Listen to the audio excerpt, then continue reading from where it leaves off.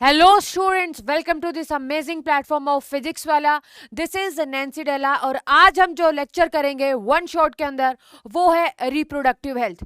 Reproductive health को किस तरीके से डिवाइड किया गया है. सबसे पहले तो हम रिप्रोडक्टिव हेल्थ की डेफिनेशन देखेंगे. ठीक है, हम ये देखेंगे कि सबसे पहले फैमिली प्लानिंग प्रोग्राम किस कंट्री ने लॉन्च किया था, कब किया था, और फिर फैमिली प्लानिंग प्रोग्राम को किस के अंदर मर्ज कर दिया गया है.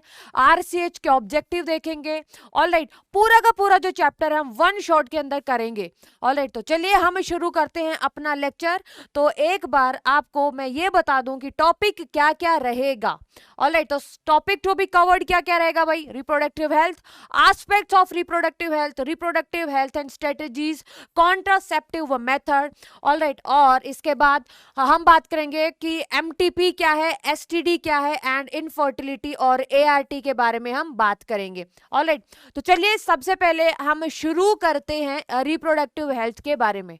तो रिप्रोडक्टिव हेल्थ क्या होता है. ठीक है, तो रिप्रोडक्टिव हेल्थ का मतलब ये है कि हम सारे के सारे किसी अगर इंडिविजुअल के अगर जो फिजिकल फैक्टर को कंसीडर करने के अलावा हम सोशल फैक्टर भी देखेंगे, इमोशनल फैक्टर भी देखेंगे, बिहेवियरल फैक्टर भी देखेंगे इन all aspect of reproduction. Alright, तो सबसे पहले अगर मैं बात करूं कि what do you mean by the reproductive health, तो रिप्रोडक्टिव हेल्थ का मतलब है it is a state of total wellbeing in all aspect of reproduction. Reproduction के कौन कौन से एस्पेक्ट होंगे भाई. Social, behavioural, physical, emotional. हम ये देखेंगे कि जो भी इंडिविजुअल है उसके जो सेक्स ऑर्गन है, फिजिकल के अंदर क्या देखेंगे कि फिजिकल फैक्टर के अंदर की जो सेक्स ऑर्गन है वो सही है.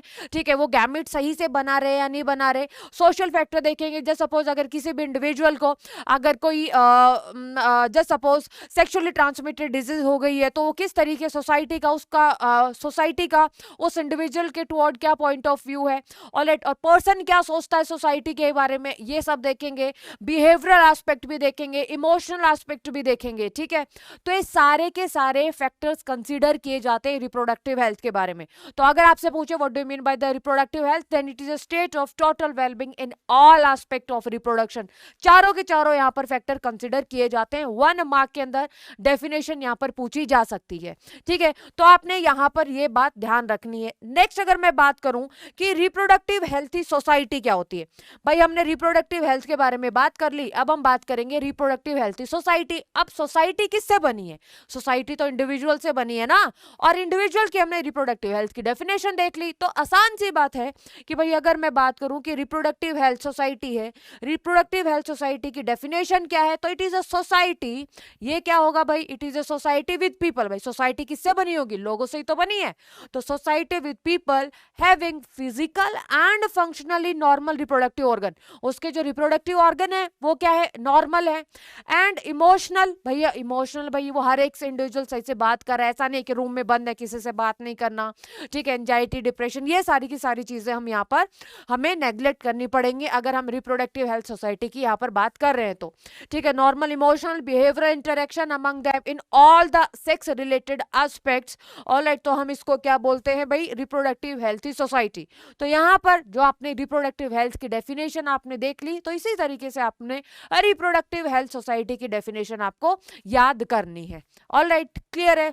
आओ अब हम आगे चलते हैं. अब जहां पर अब देखो भाई पूरा का पूरा जो लेक्चर है वो आपको वन शॉट के अंदर मिलने वाला है. तो यहाँ पर ये चीज मैं लिख तो नहीं सकती, अगर मैं सारी की सारी चीज लिखने लगूंगी तो कम से कम 7-8 घंटे का आपका लेक्चर हो जाएगा. तो यहाँ पर हम रिवीजन कर रहे हैं, लेकिन हाँ सारी की सारी चीजें आपको बेसिक से बताई जा रही है. सिर्फ फर्क इतना है कि यहाँ पर मैं अब लिख नहीं सकती. अगर ईयर लॉन्ग बैच होता तो मैं हर एक पॉइंट लिखवाती. बस यहाँ पर आपको जो मैं बोल रही हूँ वो रिटर्न फॉर्म के अंदर यहाँ पर मिलेगा. ठीक है, तो चलिए अब हम बात करते हैं नेक्स्ट टॉपिक पर. नेक्स्ट टॉपिक क्या है, नेक्स्ट टॉपिक ये है कि what are the aspects related to reproductive health. Reproductive health के क्या क्या एस्पेक्ट्स हैं. तो देखो रिप्रोडक्टिव हेल्थ के क्या क्या एस्पेक्ट्स हैं भाई. सेक्स क्राइम के बारे में नॉलेज होना. ठीक है, सेक्स क्राइम के बारे में नॉलेज होना. गुड टच क्या होता है, बैड टच क्या होता है. ऑलराइट, सेफ अबॉर्शन, भाई जो अबॉर्शन है वो प्रॉपर हाइजीन तरीके से होना चाहिए. अदरवाइज अगर अनहाइजीनिक अबॉर्शन हुआ तो भाई ऐसा इन्फेक्शन हो सकता है कि जिस सबकी वजह से जस्ट सपोज कि किसी भी लेडी की फेलोपियन ट्यूब ब्लॉक हो गई. अब भाई अगर किसी लेडी की फेलोपियन ट्यूब ब्लॉक हो गई तो इसका मतलब है वो आगे फ्यूचर में कभी कंसीव नहीं कर पाएगी। ठीक है, सेक्स एजुकेशन, जैसे स्कूल्स के अंदर सेक्स एजुकेशन बहुत ज्यादा जरूरी है। फैमिली प्लानिंग, ठीक है, कि भाई बढ़ती हुई पॉपुलेशन हर एक चीज का क्या है, मतलब हर एक क्राइम के पीछे बढ़ती हुई पॉपुलेशन है। ऑलराइट, ऑब्वियसली अगर जितना ज्यादा पॉपुलेशन होगी उतना ज्यादा कंपटीशन होगा। ऑलराइट, नेचुरल रिसोर्सेज तो क्या है, लिमिटेड ही है। अब मैटरनल एंड चाइल्ड हेल्थ, ठीक है, यहाँ पर मैटरनल आएगा बेटा। Alright, maternal and child health, ठीक है, मैटरनल एंड चाइल्ड हेल्थ के बारे में कि प्रीनेटल चेकअप्स होते हैं मदर के, पोस्ट नेटल चेकअप्स होते हैं, इंपॉर्टेंस ऑफ ब्रेस्ट फीडिंग यहाँ पर बताया जाता है। ऑलराइट, इम्यूनाइजेशन प्रोग्राम की बच्चे का 2 महीने के बाद 3 महीने के बाद इस टीका लगना है। तो सारी की सारी जो नॉलेज है वो रिलेटेड रहती है रिप्रोडक्टिव हेल्थ से। ऑलराइट, सेक्सुअली ट्रांसमिटेड डिजीज के बारे में नॉलेज होना कि भाई जो सेक्सुअली जो ट्रांसमिटेड डिजीज है अब किस तरीके से होती है। अगर सेक्सुअल इंटरकोर्स हो जाता है अगर इन्फेक्टेड पर्सन से तो ट्रांसमिट होती है सेक्सुअली ट्रांसमिटेड डिजीज। ऑलराइट, अब ये जो सेक्सुअली ट्रांसमिटेड डिजीज फैलती है इसी तरीके से। ऑलराइट, तो अब कुछ ऐसी सेक्सुअली ट्रांसमिटेड डिजीज है जिनका कोई भी क्योर नहीं है। फॉर एग्जाम्पल एड्स हो गया, ठीक है, जेनाइटल हर्पीज हो गया, हेपेटाइटिस बी हो गया, और कुछ ऐसे डिजीज है अगर उनका अर्ली अगर उनका डिटेक्शन हो जाता है तो क्योर हो सकती है। लेकिन हम यहाँ पर ये देखेंगे ना, prevention is better than cure. Alright, तो जो सेक्सुअली ट्रांसमिटेड डिजीज है इनका क्या भाई प्रिवेंशन है, क्या ट्रीटमेंट है। ऑलराइट, और एडोलिसेंट हेल्थ के बारे में हम यहाँ पर देखने वाले। तो ये सारे के सारे जो एस्पेक्ट्स हैं वो किससे रिलेटेड हैं, these all are the aspects related to the reproductive health. Reproductive health से सारे के सारे ये एस्पेक्ट्स रिलेटेड रहेंगे। चलिए अब हम बात करते हैं कि क्या क्या प्रॉब्लम्स रहती हैं रिप्रोडक्टिव हेल्थ से रिलेटेड। अब देखो सबसे पहले तो पहली जो प्रॉब्लम है वो क्या है भाई, ओवर पॉपुलेशन। कौन सी प्रॉब्लम है, ओवर पॉपुलेशन। अब हर एक इंडिविजुअल के पास कैपेसिटी है मैक्सिमम रिप्रोड्यूस करने की, पॉपुलेशन बढ़ेगी। अब पॉपुलेशन तो एक्सपोनेंशियली बढ़ रही है, ठीक है, पॉपुलेशन ज्योमेट्रिकली बढ़ रही है जैसे कि 2, 4, 8 इस तरीके से। लेकिन जो नेचुरल रिसोर्सेज हैं वो किस तरीके से बढ़ रहे हैं, नेचुरल रिसोर्सेज अर्थमेटिकली बढ़ रहे हैं 1, 2, 3, 4। अब एक सीधा सा छोटा सा मैं एग्जांपल दूं, जैसे सपोज आप कोई भी कॉम्पिटिटिव एग्जाम देने जाते हो तो कितने सारे स्टूडेंट्स होते हैं और सीट्स क्या होती हैं, लिमिटेड होती है। अब पॉपुलेशन इतनी ज्यादा है, नंबर ऑफ स्टूडेंट्स ज्यादा हैं, रिसोर्सेज लिमिटेड है, तो ऑब्वियसली कंपटीशन तो होगा। ठीक है, तो इतने पॉपुलेशन, अब पॉपुलेशन है भाई, अगर पॉपुलेशन बढ़ी तो चोरी डकैती क्राइम्स ये सब के सब बढ़ेंगे।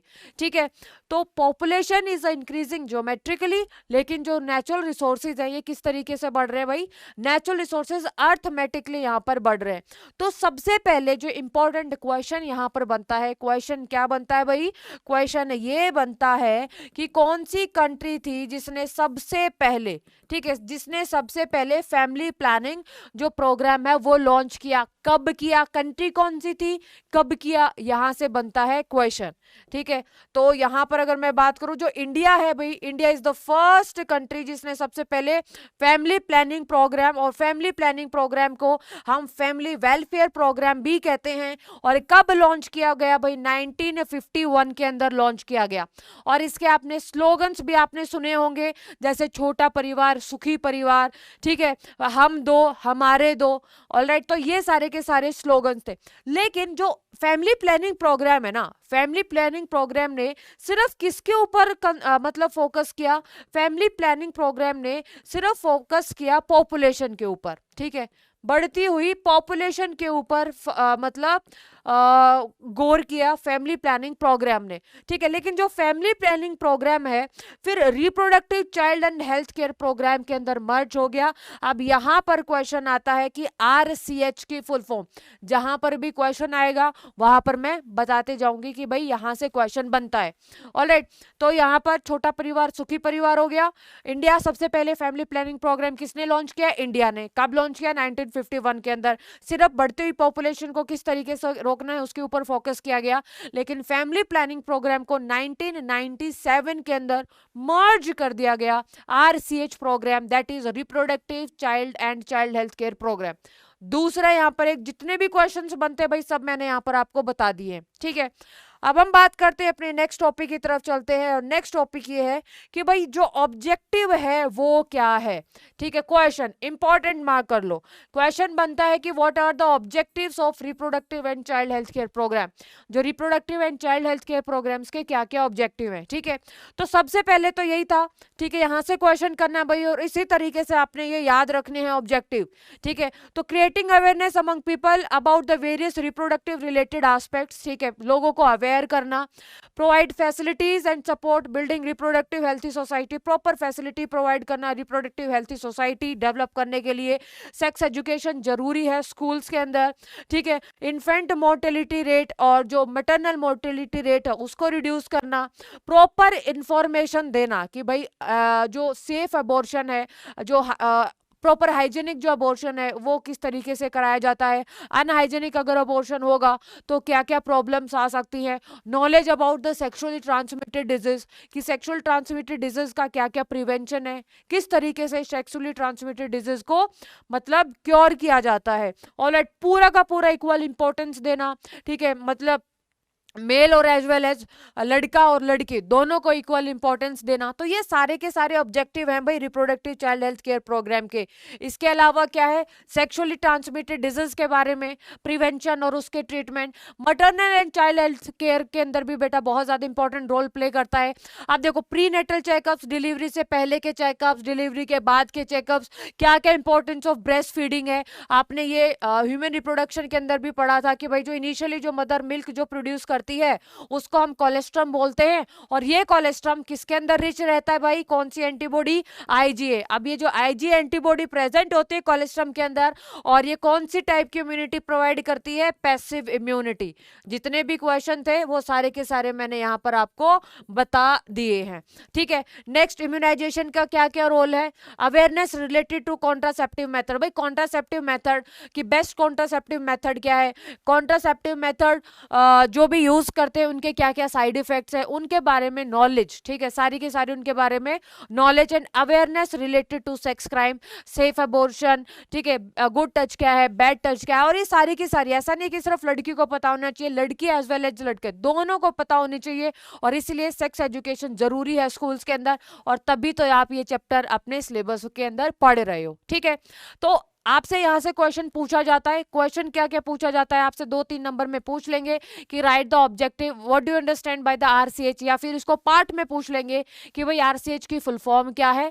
ठीक है, reproductive and child health care program. और दूसरा क्वेश्चन आपसे ये पूछ लेंगे, अच्छा ये बताओ what are the objective of RCH. ठीक है, सबसे पहले कौन सी कंट्री थी जिसने फैमिली प्लानिंग प्रोग्राम को लॉन्च किया।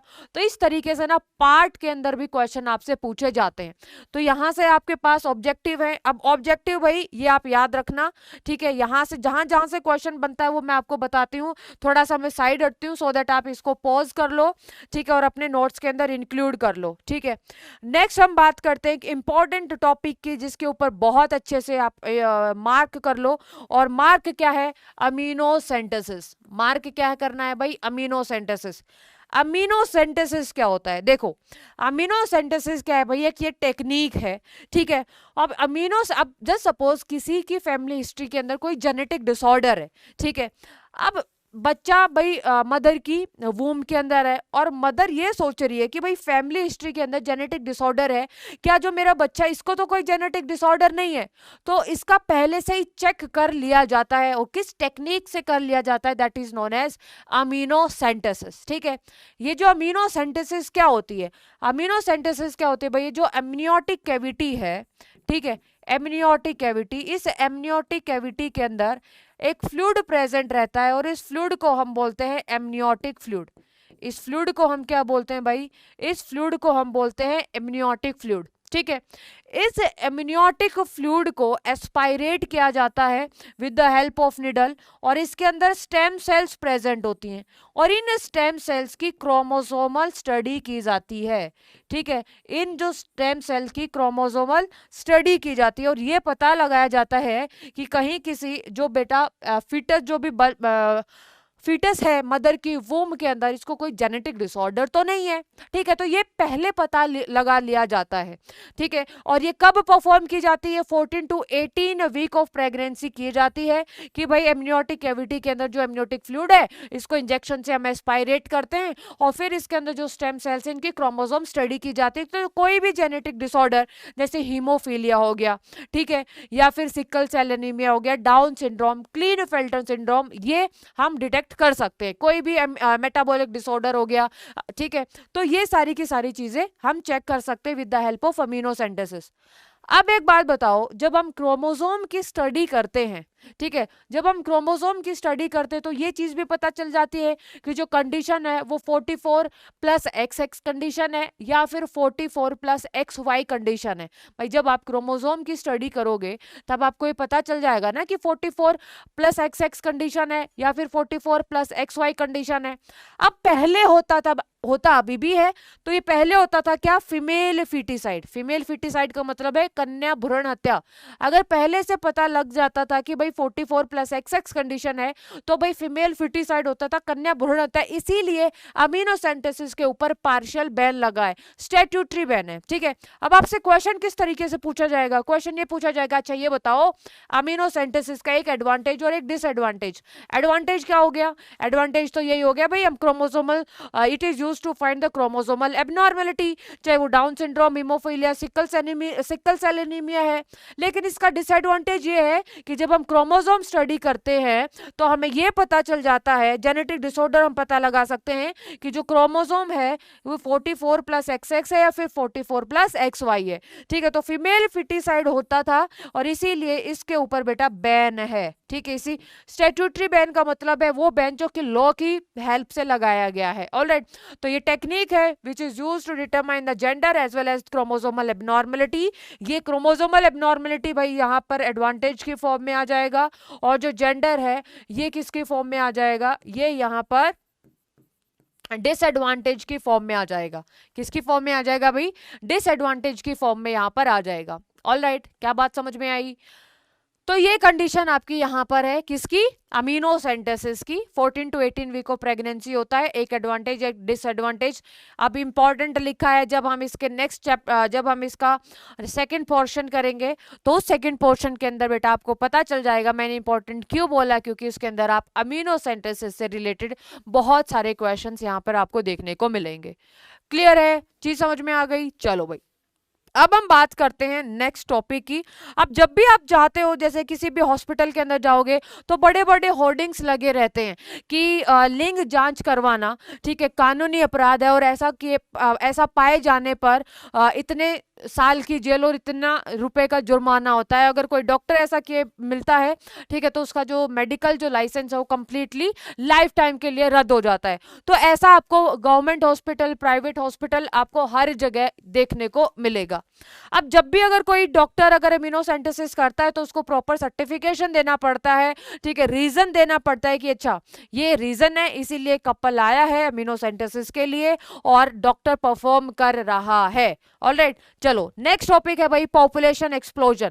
पॉपुलेशन एक्सप्लोजन और हम बात करेंगे बर्थ कंट्रोल की। तो जैसे कि आपको दिखाई दे रहा होगा स्लाइड्स, ठीक है, इतने सारे लोग हैं, आप अपने आप को पहचान लो आप कहां पर है, ठीक है। तो पॉपुलेशन भाई बहुत ज्यादा बढ़ रही है। अगर मैं बात करूं कितनी पॉपुलेशन है, अगर इंडिया की बात करूं तो भाई 140.76 करोड़, चाइना की 141.24 करोड़ एंड यूनाइटेड स्टेट्स की 33.19 करोड़, ठीक है। पॉपुलेशन बहुत ज्यादा बढ़ रही है। अब आपको पता है भाई बढ़ती हुई पॉपुलेशन तो हर एक चीज के लिए, हर एक क्राइम के लिए रिस्पॉन्सिबल है। अब देखो पॉपुलेशन एक्सप्लोजन है। अब ये जो डेटा है ना, अब ये जो डेटा है आपके एनसीईआरटी के अंदर दिया गया है, लेकिन मैं पूरा का पूरा चैप्टर कराऊंगी, कुछ छोड़ तो रही नहीं हूं, ठीक है। तो यहाँ पर ये पूरा का पूरा अब ये जो डेटा है ना आपको याद करने की जरूरत नहीं है कि भाई 1900 में 2 बिलियन पॉपुलेशन थी, 2000 के अंदर 6 बिलियन हो गई, 2011 के अंदर 7.2 बिलियन हो गई, ठीक है। तो Indian population which was approximately 350 million at the time of our independence, जो कि 2000 में 1 बिलियन, 2011 में 1.2 बिलियन। ये याद करने की जरूरत नहीं है ना, यहाँ से क्वेश्चन आता है। आपको तो याद रखना ये है कि कहीं बाहर चले गए, घूमने घामने चले गए, तो आपको टेंशन में नहीं आना है। किस लिए टेंशन में नहीं आना है? क्योंकि रीजन क्या है उसके पीछे कि हर एक छठा जो इंडिविजुअल है ना वो भारतीय है, ठीक है। तो घबराने की बिल्कुल बात नहीं है भाई, पॉपुलेशन इस तरीके से बढ़ रही है। अब जो पॉपुलेशन है ना किस तरीके से बढ़ रही है, इसके पीछे आपको यहाँ पर एक यहाँ पे मिलेगा भाई रीजन ऑफ पॉपुलेशन एक्सप्लोजन। क्या है पॉपुलेशन क्यों इस तरीके से बढ़ रही है? क्योंकि हमारे पास फैसिलिटीज हैं वो बढ़ गई हैं, ठीक है। तो यहाँ पर देखो पॉपुलेशन डेंसिटी के बारे में दिया गया है। What do you mean by population density? Population density का मतलब है नंबर ऑफ इंडिविजुअल लिविंग पर स्क्वायर किलोमीटर, पर स्क्वायर मीटर, ठीक है। अब सबसे पहले पॉपुलेशन एक्सप्लोजन हो रहा है। पॉपुलेशन एक्सप्लोजन क्या हो रहा है? अगर मोर्टेलिटी रेट कम हो रही है, ठीक है। मोर्टेलिटी रेट क्या हो रही है भाई? अगर मोर्टेलिटी रेट डिक्रीज हो रही है तो पॉपुलेशन क्या हो रही है भाई?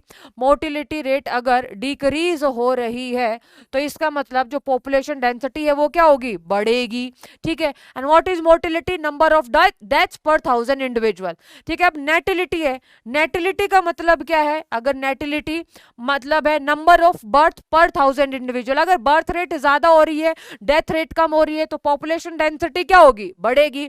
नेक्स्ट है बेटा इमाइग्रेशन। इमाइग्रेशन ई से आप याद रखना एग्जिट, ठीक है। एग्जिट का मतलब कि भाई अगर कोई पर्टिकुलर जगह से लोग एग्जिट कर रहे हैं तो इसका मतलब movement of individual from country, इसका मतलब यहां पर जो पॉपुलेशन डेंसिटी क्या होगी भाई? कम होगी, ठीक है। मोर्टेलिटी रेट अगर कम होगी तभी पॉपुलेशन डेंसिटी बढ़ेगी। इमाइग्रेशन का मतलब क्या है? यहां से जो आपका पॉपुलेशन डेंसिटी है वो यहां पर बढ़ने वाली है, ठीक है। तो व्हाट इज इमाइग्रेशन? अगर मूवमेंट, इम माइग्रेशन यानी कि इनसाइड, आई का मतलब है इन, यानी कि किसी पर्टिकुलर जगह पर लोगों का आना तो पॉपुलेशन डेंसिटी बढ़ेगी। ई का मतलब एग्जिट करना, एक जगह से दूसरी जगह पर जाना, तो उस पर्टिकुलर एरिया की पॉपुलेशन डेंसिटी क्या हो गई भाई? कम हो गई, ठीक है। और मोर्टेलिटी रेट अगर डिक्रीज होगी तभी पॉपुलेशन डेंसिटी बढ़ेगी। और नेटिलिटी का मतलब क्या है? नंबर ऑफ बर्थ पर 1000 इंडिविजुअल, अगर बर्थ रेट बढ़ रही है, डेथ रेट कम हो रही है, ठीक है, तो इसका मतलब पॉपुलेशन डेंसिटी बढ़ रही है, ठीक है। तो ये फैक्टर्स हैं, आप इसको यहाँ पे इस तरीके से लिख सकते हो। मैं थोड़ा सा साइड होती हूँ और आप इसको पॉज कर सकते हो और अपने नोट्स के अंदर इंक्लूड कर सकते हो। अब यहाँ पर आएगा क्या क्वेश्चन कि what are the reasons for the population explosion, ठीक है। कि जो पॉपुलेशन एक्सप्लोजन के क्या क्या रीजन है भाई? फैसिलिटीज बढ़ रही है, हमारे पास बढ़िया फैसिलिटीज आ रही हैं, ठीक है। दूसरा जो फीमेल है रिप्रोड्यूसिबल एज ग्रुप की वो बढ़ रही हैं, ठीक है। तो जो फीमेल रिप्रोड्यूसिबल एज के अंदर जो अगर मतलब वो फीमेल्स किसी भी पर्टिकुलर कंट्री की जो ज़्यादा नंबर में होंगी रिप्रोड्यूसिबल एज ग्रुप के अंदर, वो ज़्यादा रिप्रोड्यूस करेंगी, ज़्यादा मतलब पॉपुलेशन होगी। जो बर्थ रेट है वो बढ़ रही है, डेथ रेट कम हो रही है। तो बस सिंपल से रीज़न है, आपके सामने लिखे हुए हैं, आप इसको मतलब देखो वही मैंने आपको बता दिया, मैं कोई पॉइंट यहाँ पर छोड़ना नहीं चाह रही, इसीलिए सारी की सारी चीज़ यहाँ पर आपको एक्सप्लेन कराई जा रही है एक एक वर्ड। तो what are the reasons for the population explosion, यहां से क्वेश्चन बने तो आप लिख देना भाई increase in the health facilities, better living condition है हमारे पास। जो डेथ रेट के अंदर कमी हो रही है, maternal mortality rate, infant mortality rate कम हो रही है। और जो increase in the female reproducible, increase in the number of the people in the reproducible age group, ठीक है, वो ज्यादा से ज्यादा रिप्रोड्यूस करेंगे और पॉपुलेशन क्या होगी? बढ़ेगी। And these are the reasons for the population explosion. क्या ये बात समझ में आई? चलो अब नेक्स्ट क्वेश्चन है हमारे पास, जो नेक्स्ट है what are the aims and needs of sex education in school. अच्छा, स्कूल्स के अंदर सेक्स एजुकेशन जरूरी है या नहीं, यहां से क्वेश्चन बनता है और आपके एनसीईआरटी एक्सरसाइज के पीछे भी दिया हुआ है, ठीक है। तो आपको कौन कौन सी चीज याद करनी है? सबसे पहले आप नोट्स करोगे, उसके बाद आपको फर्स्ट लेक्चर आपको पूरे का पूरा थ्योरी मिलेगा, जो सेकेंड लेक्चर है उसके अंदर आपको क्वेश्चन मिलेंगे, फिर आपको डीपीपीज अपनी प्रैक्टिस शीट करनी है, एनसीईआरटी के एक्सरसाइज करने हैं। तो अभी कहीं पर भी डिस्ट्रैक्ट नहीं होना है, ये चार चीज आपको करनी है, ठीक है। चलो, and now the question is why the sex education is so important in our schools. तो to provide the right information about sex related aspect, भाई सेक्स रिलेटेड एस्पेक्ट से रिलेटेड सारे के सारे ट्रू नॉलेज देना, ठीक है, सारी की सारी जो मिथ्स हैं उनको खत्म करना. It helps to avoid the sex related myths and misconception और to give the proper information. भाई रिप्रोडक्टिव ऑर्गन्स के बारे में इंफॉर्मेशन देना. ठीक है, एडोलिसेंट एज के बारे में, क्योंकि उस टाइम पे बहुत ज़्यादा क्यूरियोसिटी होती है. अब उनको नॉलेज चाहिए, अब नॉलेज उनको प्रॉपर सही चाहिए. ठीक है, तो ये सारी की सारी चीज़ें इसीलिए ज़रूरी है स्कूल्स के अंदर. Safe and hygienic sexual practices, sexually transmitted disease के बारे में नॉलेज देना, अबॉर्शंस के बारे में नॉलेज देना कि अनहाइजेनिक अबॉर्शन से क्या क्या हो सकता है, कॉन्ट्रासेप्टिव मेथड्स के बारे में नॉलेज देना. तो ये सारे के सारे क्या है भाई, एम है, नीड है कि सेक्स एजुकेशन स्कूल्स के अंदर क्या होगी, जरूरी होनी चाहिए. नेक्स्ट अगर मैं टॉपिक की बात करूं भाई, नेक्स्ट है what are the strategies to overcome. मतलब वो कौन कौन सी स्ट्रेटेजीज हैं, ठीक है, जिससे हम पॉपुलेशन को ओवरकम कर सकते हैं. तो सबसे पहले जो भी छोटी फैमिलीज हैं उनको मोटिवेट करो, उनको इंसेंटिव देके कि जो दूसरे लोग भी उनसे ज्यादा मोटिवेट हों कि हाँ भाई छोटा परिवार सुखी परिवार. ठीक है, तो motivate smaller families by using the contraceptive method. ठीक है, अवेयरनेस फैलाना है, जैसे कि हम दो हमारे दो. ठीक है, छोटा परिवार सुखी परिवार, V2R2. ठीक है, मैनी कपल्स हैव अडॉप्टेड, बहुत सारे ऐसे कपल है जो कि वन चाइल्ड नॉर्म भी जिन्होंने अपनाया हुआ है. ठीक है, और जो मैरिजेबल जो एज है उसको इंक्रीज करना. जो मेल के अंदर बेटा मैरिजेबल एज 21 और जो फीमेल के अंदर जो मैरिजेबल एज है वो क्या है 18 है. ठीक है, और ये सारे के सारे क्या है स्ट्रेटेजीज है. क्वेश्चंस डायरेक्ट पूछे जाते हैं भाई. ठीक है, तो अभी तक का जो हमने पार्ट करा ना, अभी तक का जो हमने पार्ट करा है तो बिल्कुल नॉर्मल सा पार्ट है. ठीक है, मतलब इसके अंदर कुछ कॉन्सेप्ट नहीं है, बेसिक नॉलेज है. अगर आपने लेक्चर को सुन भी लिया है और ढंग से तो आप इसको अपने वर्ड्स में लिख सकते हो. तो पहला जो पोर्शन है ये आपका यहाँ पर खत्म होता है. पॉपुलेशन के बारे में, किस तरीके से हम पॉपुलेशन को, बढ़ती हुई पॉपुलेशन को हम रोक सकते हैं. Reproductive and child health care programmes के बारे में क्या क्या ऑब्जेक्टिव्स है. ठीक है, फैमिली प्लानिंग प्रोग्राम किस कंट्री ने लॉन्च किया सबसे पहले, ऑलराइट, और कब किया, क्वेश्चन यहां पर आता है. पूरे की पूरे आपके एनसीईआरटी में कुल मिला के 10 से 12 तो ईयर दिए हुए हैं. ठीक है, कि 1951 में क्या हुआ, 1997 के अंदर क्या हुआ, 1983 के अंदर, 1972 के अंदर क्या हुआ. तो ये सारे के सारे जो ईयर्स है आप एक पेज पे अपने लिख लीजिए. अब सेकंड टॉपिक पर आते हैं, और जो सेकंड जो टॉपिक है वो क्या है भाई, सेकंड टॉपिक है मेथड ऑफ कॉन्ट्रासेप्शन. ठीक है, मेथड ऑफ कॉन्ट्रासेप्शन के बारे में अब यहां पर हम बात करेंगे कि कॉन्ट्रासेप्टिव डिवाइसेस क्या होते हैं. ठीक है, तो कॉन्ट्रासेप्टिव डिवाइसेस का मतलब क्या होगा, कॉन्ट्रा का मतलब होता है अगेंस्ट. ठीक है, कंसेप्शन का मतलब होता है भाई कंसेप्शन. कंसेप्शन का मतलब क्या होगा, कंसेप्शन का मतलब होता है प्रेगनेंसी. ठीक है, चलो तो यहां पर हम बात करते हैं कि कॉन्ट्रा का मतलब होता है अगेंस्ट और कंसेप्शन का मतलब क्या है, प्रेगनेंसी. तो कॉन्ट्रासेप्टिव मेथड्स क्या हैं, कॉन्ट्रासेप्टिव डिवाइसेस क्या होते हैं भाई, these are the devices that work against pregnancy without interfering the reproductive health of individual. भाई जो भी हम कॉन्ट्रासेप्टिव मेथड हम यूज कर रहे हैं ना, वो जो कॉन्ट्रासेप्टिव मेथड हम यूज कर रहे हैं ना, ये जो कॉन्ट्रासेप्टिव मेथड है जो प्रेगनेंसी, जो भी रिप्रोडक्टिव हेल्थ है उसको कोई भी इंटरफेरेंस नहीं होनी चाहिए उसके अंदर. तो what are the contraceptive devices, contraceptive devices तो ये वो डिवाइसेस है that works against pregnancy without interfering the reproductive health of an individual. जो रिप्रोडक्टिव हेल्थ है ना इंडिविजुअल की, उसके ऊपर कोई भी असर नहीं पड़ना चाहिए. ठीक है, तो अब कॉन्ट्रासेप्शन से आप पूरा का पूरा वर्ड का मतलब निकाल सकते हो. कॉन्ट्रा का मतलब क्या है भाई, अगेंस्ट. कंसेप्शन का मतलब क्या है, प्रेगनेंसी. तो ये वो डिवाइसेस है जो प्रेगनेंसी के अगेंस्ट काम करते हैं. अब कॉन्ट्रासेप्टिव मेथड ना अलग अलग टाइप के हैं. ठीक है, कॉन्ट्रासेप्टिव मेथड के अंदर एक तो हम बात करेंगे टेम्परेरी मेथड की. ठीक है, एक ये है भाई contraceptive method, alright, contraceptive method. अब जो कॉन्ट्रासेप्टिव मेथड के अंदर हम एक बात करेंगे टेम्परेरी मेथड की और दूसरी हम बात करेंगे परमानेंट मेथड की या फिर स्टेरिलाइजेशन मेथड की. तो टेम्परेरी मेथड आपको नाम से क्या समझ में आ रहा है, टेम्परेरी मेथड. टेम्परेरी मेथड तो भाई ये वो मेथड है कि जब तक, ठीक है, टेम्परेरी मेथड क्या है, टेम्परेरी मेथड तो वो मेथड है कि जब तक इंडिविजुअल नहीं चाहता ठीक है, मतलब बच्चे को, तब तक जो इंडिविजुअल है, जो कपल है, टेम्परेरी मेथड को यूज करे। ठीक है, जब तक भाई कपल प्रेगनेंसी नहीं चाहता तब तक टेम्परेरी मेथड को यूज करे। नेक्स्ट अगर मैं बात करूं परमानेंट मेथड, जिसको आप स्टरलाइजेशन मेथड कहते हो, तो ये तब करता है जब एक बार फैमिली कंप्लीट हो चुकी है। ठीक है, अब दोबारा फ्यूचर प्लानिंग नहीं करनी, तब क्या यूज करना है, परमानेंट मेथड, जिसको हम स्टरलाइजेशन मेथड भी यहाँ पर बोलते हैं। ऑलराइट, अब देखो कि जो टेम्परेरी मेथड के अंदर ना दो चीजें आती है, एक तो नेचुरल मेथड आता है, दूसरा आर्टिफिशियल मेथड आता है। नेचुरल मेथड का मतलब क्या है, नेचुरली हम किस तरीके से प्रेगनेंसी को रोक सकते हैं, नेचुरली। ठीक है, नेचुरली हम किस तरीके से रोक सकते हैं, रिदम मेथड, विड्रॉवल मेथड या फिर लैक्टेशनल एमिनेरिया मेथड। आर्टिफिशियल मेथड के अंदर क्या होगा भाई, आर्टिफिशियली हम प्रेगनेंसी को रोकते हैं और यहां पर हम क्या यूज करते हैं, डिवाइसेस हम यूज करते हैं, जैसे कि बैरियर मेथड हो गया, केमिकल मेथड हो गया, intrauterine devices, oral contraceptive pills, injectables, implants. ठीक है, तो नेचुरल मेथड और आर्टिफिशियल मेथड। टेम्परेरी मेथड का मतलब कि जब तक यूज करो ये मेथड जब तक जो कपल प्रेगनेंसी नहीं चाहता। परमानेंट मेथड, स्टरलाइजेशन मेथड तब ऑप्ट करे कपल जब एकदम फैमिली कंप्लीट हो चुकी है। नेचुरल मेथड के जो टेम्परेरी मेथड के अंदर दो पार्ट आते हैं, एक तो नेचुरल और दूसरा आर्टिफिशियल। नेचुरल का मतलब क्या होता है, जब मतलब नेचुरली यहाँ पर प्रेगनेंसी को रोका गया है।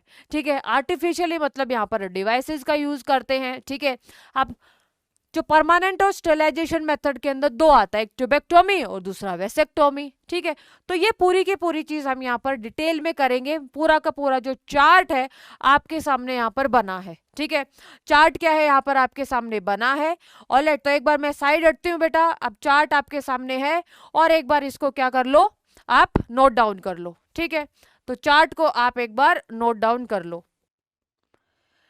चलो अब हम बात करते हैं कि नेचुरल मेथड क्या है कॉन्ट्रासेप्शन का। ऑलराइट, तो नेचुरल मेथड क्या है, सबसे पहले तो हम यहाँ पर एक बात देखते हैं कि नेचुरल मेथड के अंदर ना स्पर्म एंड ओवम की मीटिंग को रोका जाता है। जितने भी हमने कॉन्ट्रासेप्टिव मेथड हमने पढ़े हैं, सारे के सारे कॉन्ट्रासेप्टिव मेथड के अंदर आपको ये पता होना चाहिए कि जो मोड ऑफ एक्शन क्या है, किस तरीके से मैकेनिज्म है, किस तरीके से प्रेगनेंसी को रोका गया है। ठीक है, तो सबसे पहले अगर मैं बात करूँ नेचुरल मेथड के अंदर, चाहे कोई भी हो, नेचुरल मेथड के अंदर चाहे वो लैक्टेशनल एमिनेरिया हो, नेचुरल मेथड के अंदर भाई चाहे वो विड्रॉवल मेथड हो, नेचुरल मेथड के अंदर चाहे वो रिदम मेथड हो, सबका जो मोड ऑफ एक्शन क्या होगा, स्पर्म और ओवम की मीटिंग को रोका गया है और इसीलिए फर्टिलाइजेशन नहीं होती।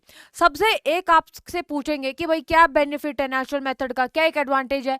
अब यहाँ पर हम नेचुरली प्रेगनेंसी को रोकते हैं। ठीक है, नेचुरली अगर हम प्रेगनेंसी को रोकते हैं और कोई भी बैरियर का हम यहाँ पे, कोई भी डिवाइस का अगर हम यहाँ पे यूज नहीं करते, तो इसका मतलब साइड इफेक्ट जीरो। लेकिन हाँ, यहाँ पर जो फेल्योर रेट है वो क्या होगी, हाई होगी। ठीक है, तो कोई साइड इफेक्ट नहीं होंगे लेकिन चांसेस ऑफ फेल्योर क्या होंगे भाई, ज्यादा होंगे। नेचुरल मेथड के अंदर हम क्या क्या पढ़ने वाले हैं, पीरियोडिक एब्स्टिनेंस, और पीरियोडिक एब्स्टिनेंस के बेटा जो दूसरे नाम है वो है calendar method and rhythm method. Coitus interruptus को हम विड्रॉवल मेथड बोलते हैं। लैक्टेशन एमिनेरिया इंपॉर्टेंट है क्योंकि यहां से क्वेश्चन पूछा गया है। ठीक है, प्रीवियस ईयर क्वेश्चन यहां पर पूछा गया है। चलिए अब हम बात करते हैं एक एक मेथड के बारे में। सबसे पहले अगर मैं बात करूं पीरियोडिक एब्स्टिनेंस की, किसकी बात कर रही हूं भाई, मैं पीरियोडिक एब्स्टिनेंस की बात कर रही हूं, या फिर रिदम मेथड की बात कर रही हूं, या फिर मैं किसकी बात कर रही हूं, कैलेंडर मेथड की यहां पर मैं बात कर रही हूं। ठीक है, तो सबसे पहले अगर आपसे पूछा जाए कि डे ऑफ ओव्यूलेशन किस तरीके से निकालते हैं, अगर मैं बात करूं कि मेंस्ट्रुअल साइकिल, भाई यहाँ पर जो मेंस्ट्रुअल साइकिल है ना वो 28 डेज की लेके चलते हैं हम। ठीक है, 28 डेज की मेंस्ट्रुअल साइकिल लेके चल रहे, प्लस माइनस 1 ऊपर नीचे हो सकता है। अगर आपसे पूछे कि भाई डे ऑफ ओव्यूलेशन निकालना है, तो डे ऑफ ओव्यूलेशन किस तरीके से निकालते हैं, डे ऑफ ओव्यूलेशन निकालते हैं number of days of menstrual cycle, जितनी दिन की मेंस्ट्रुअल साइकिल है, number of days of menstrual cycle minus 14, ये करते हैं। तो यहां से डे ऑफ ओव्यूलेशन कैसे निकलेगा भाई, 28 डे की मेंस्ट्रुअल साइकिल है, माइनस 14 किया तो जो डे ऑफ ओव्यूलेशन है वो क्या हुआ, जो डे ऑफ ओव्यूलेशन वो 14th डे पे ओव्यूलेशन हुआ। ठीक है, अब प्लस माइनस 2 यहां पर हम लेके चलते हैं कि जस्ट सपोज अगर मैं यहां पर +2 लिया, ठीक है, तो इसका मतलब 14th डे ओव्यूलेशन हुआ है, तो मैंने और +-2 लेके चल लिया कि भाई यहाँ पर भी आप मान के लेके चलो कि भाई +-2 डेज मेंस्ट्रुअल साइकिल फ्लक्चुएट करती है। अब डे ऑफ ओवुलेशन 14 लिया है, अब अगर मैं इसमें +2 बात करूं तो इसका मतलब 16th डे पर ओवुलेशन हुआ है, और मैं यहाँ पर -2 करूं तो इसका मतलब 12th डे पर यहाँ पर क्या हुआ है, ओवुलेशन हुआ है। ठीक है, तो यानी कि 12 to 16th डे पर ओवुलेशन हो सकता है, ये हमने यहाँ पर मान के चल लिया। अब अगर मैं अब आपसे बात करूं कि भाई जो स्पर्म है, जो स्पर्म का जो लाइफ स्पैन है वो कितना है, जो स्पर्म का जो लाइफ स्पैन है वो हमने मान लिया भाई 3 डेज का स्पर्म का लाइफ स्पैन है, और जो एग है या फिर जो ओवा है यहाँ पर जो 1 डे का भाई इसका लाइफ स्पैन है। ठीक है, अब जस्ट सपोज यहाँ पर जो स्पर्म है, स्पर्म ने एंट्री करी है, ठीक है, स्पर्म ने एंट्री करी है 10th डे पर, अगर 10th डे स्पर्म ने एंट्री करी है तो 10th 11th 12th 3 दिन स्पर्म जिंदा है, 10 11th 12 अगर 3 दिन स्पर्म जिंदा है, और यहाँ पर मैंने आपको बोल दिया कि 12th डे पर ओवुलेशन हुआ है। भाई अगर 12th डे पर स्पर्म पहुंचा और 12th डे पर ही एग पहुंचा, इसका मतलब यहाँ पर फर्टिलाइजेशन हो गया।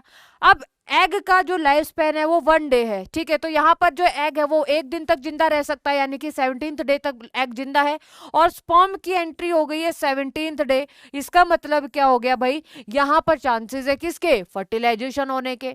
तो यहाँ पर बोला क्या गया कि जो 10th से लेके जो 17th डे है इसको हम फर्टाइल पीरियड बोलते हैं। फर्टाइल पीरियड हम उनके लिए बोलते हैं जो कि कंसीव करना चाहती हैं, अनसेफ पीरियड हम उन लेडीज के लिए बोलते हैं जो कि भाई कंसीव करना नहीं चाहती। ठीक है, जो कि प्रेगनेंसी नहीं चाहती, इसलिए हमने उसको क्या बोला, अनसेफ पीरियड। तो भाई सिंपल सी बात है कि अगर total number of days of the menstrual cycle अगर निकालना है, सॉरी डे ऑफ ओवुलेशन अगर निकालना है, तो total number of days of the menstrual cycle -14। ठीक है, तो अगर मैं 28 डेज के मेंस्ट्रुअल साइकिल लेके चलूँ, +-2 फ्लक्चुएट हो सकता है, तो day of ovulation 14th day पर होगा। ठीक है, 28 - 14 क्या हुआ, 14th डे पर ओवुलेशन हुआ। अब इसको मैं +-2 कर दूं कि भाई +2 यानी कि 16th डे पर ओवुलेशन, -2 यानी कि 12th डे पर ओवुलेशन। 12th डे पर ओवुलेशन मतलब यहाँ पर सेकेंडरी oocyte प्रेजेंट है। अगर 12th डे पर स्पर्म आया तो इसका मतलब फर्टिलाइजेशन हो गया। अगर यहाँ पर 10th डे अगर स्पर्म की एंट्री होती है फीमेल रिप्रोडक्टिव ट्रैक्ट के अंदर, तो sperm 10th 11th 12th day 3 दिन तक जिंदा है, और 12th डे पर ही ओवुलेशन हो गया, तो इसका मतलब क्या, फर्टिलाइजेशन हो जाएगी। इसी तरीके से 16th डे तक आपका ओवुलेशन है, लेकिन 1 दिन तक और 16th डे ओवुलेशन हुआ, लेकिन 1 दिन और एग जिंदा रहता है, इसका मतलब 17th डे पर यहाँ पर एग प्रेजेंट है। ठीक है, 17th डे पर यहाँ पर क्या प्रेजेंट है भाई, एग यहाँ पर प्रेजेंट है, और लेटर स्पर्म की एंट्री हो गई है 17th डे, इसका मतलब यहाँ पर फर्टिलाइजेशन होगा। तो कुल मिला के मैंने क्या बोल दिया, 10th to 17th day of the 10th to 17th day of the menstrual cycle, ये क्या है भाई, फर्टाइल पीरियड है या फिर अनसेफ पीरियड है। तो अगर नेचुरली अगर प्रेगनेंसी को रोकना है तो क्या करना पड़ेगा, avoid sexual intercourse from 10th to 17th day of the menstrual cycle where the chances of fertilization are very high. और इसी मेथड को हम क्या बोलते हैं, रिदम मेथड। इसी मेथड को हम रिदम मेथड, कैलेंडर मेथड या फिर पीरियोडिक एब्स्टिनेंस मेथड बोलते हैं। ठीक है, लेकिन ये हम उसमें कैलकुलेट नहीं कर सकते जिन फीमेल में जो मेंस्ट्रुअल साइकिल है वो इरेगुलर है, कभी 22 दिन के मेंस्ट्रुअल साइकिल है, कभी 31 डेज के मेंस्ट्रुअल साइकिल है, तो उस टाइम पे हम ये नहीं पता लगा सकते कि जो डे ऑफ ओवुलेशन है वो कब होगा। ठीक है, कि डे ऑफ ओवुलेशन कब होगा। तो ये आपका periodic method, periodic abstinence method, rhythm method, या फिर आप इसको क्या बोल सकते हो, कैलेंडर मेथड। आई बात समझ में? तो ये आपका फर्स्ट है, थोड़ा सा साइड उठती हूं मैं और आप इसको नोट डाउन कीजिए। नेक्स्ट मेथड बेटा क्वाइटस इंटरप्टस मेथड, और इसी मेथड को हम विड्रॉवल मेथड भी कहते हैं। भाई इस मेथड के अंदर ना मतलब जो मेल जो पार्टनर है, जो पीनस है, उसको विड्रॉ कर लेता है before ejaculation from the female reproductive tract, इसी को हम विड्रॉवल मेथड कहते हैं। यानी कि यहाँ पर इनसेमिनेशन ही नहीं हुआ, इनसेमिनेशन ही यहाँ पर नहीं हुआ। अगर इनसेमिनेशन डिडंट हैपन, अगर इनसेमिनेशन नहीं हुआ इसका मतलब स्पर्म का ट्रांसफर ही नहीं हुआ। अगर स्पर्म का ट्रांसफर नहीं हुआ inside the female reproductive tract, ejaculation होने से पहले ही जो मेल पार्टनर ने जो पीनस को विड्रॉ कर लिया from the female reproductive tract, and that method is known as withdrawal method, या फिर आप इसको क्या बोल सकते हो, क्वाइटस इंटरप्टस मेथड। ठीक है, साइड उठती हूँ, पॉज पॉज करना और उसके बाद आप नोट लिख लेना, ठीक है। नेक्स्ट मेथड क्या है भाई, लैक्टेशनल एमिनेरिया मेथड। ये इंपॉर्टेंट है, लैक्टेशनल एमिनेरिया मेथड, ठीक है। लैक्टेशनल एमिनेरिया मेथड के अंदर क्या होगा, देखो जब मैंने आपको बताया था, जब डिलीवरी होती है बेबी की, जब डिलीवरी हो चुकी होती है और जब बेबी निपल को सक करता है, तो जो सेंसरी न्यूरॉन है वो किसके पास जाएंगे, हाइपोथैलेमस के पास जाएंगे, ठीक है। हाइपोथैलेमस क्या रिलीज करेगा, हाइपोथैलेमस रिलीज करता है गोनेडोट्रोफिन रिलीजिंग हार्मोन, ठीक है। Gonadotrophin releasing hormone anterior pituitary पे एक्ट करेगा और एंटीरियर पिट्यूटरी क्या प्रोड्यूस करेगी भाई, प्रोलैक्टिन, ठीक है। यही था पूरा का पूरा मैकेनिज्म। प्रोलैक्टिन यानी कि मिल्क प्रोड्यूसिंग हार्मोन, प्रोलैक्टिन यानी कि milk producing hormone, all right, milk producing hormone, ये पूरा का पूरा क्या था, मैकेनिज्म था, ठीक है। अब देखो यहाँ पर जो लैक्टेशनल एमिनेरिया है, एक बात ध्यान रखना है, तभी सक्सेसफुल होगा, ठीक है, जब जो फीमेल है इंटेंस ब्रेस्ट फीडिंग करे, ठीक है।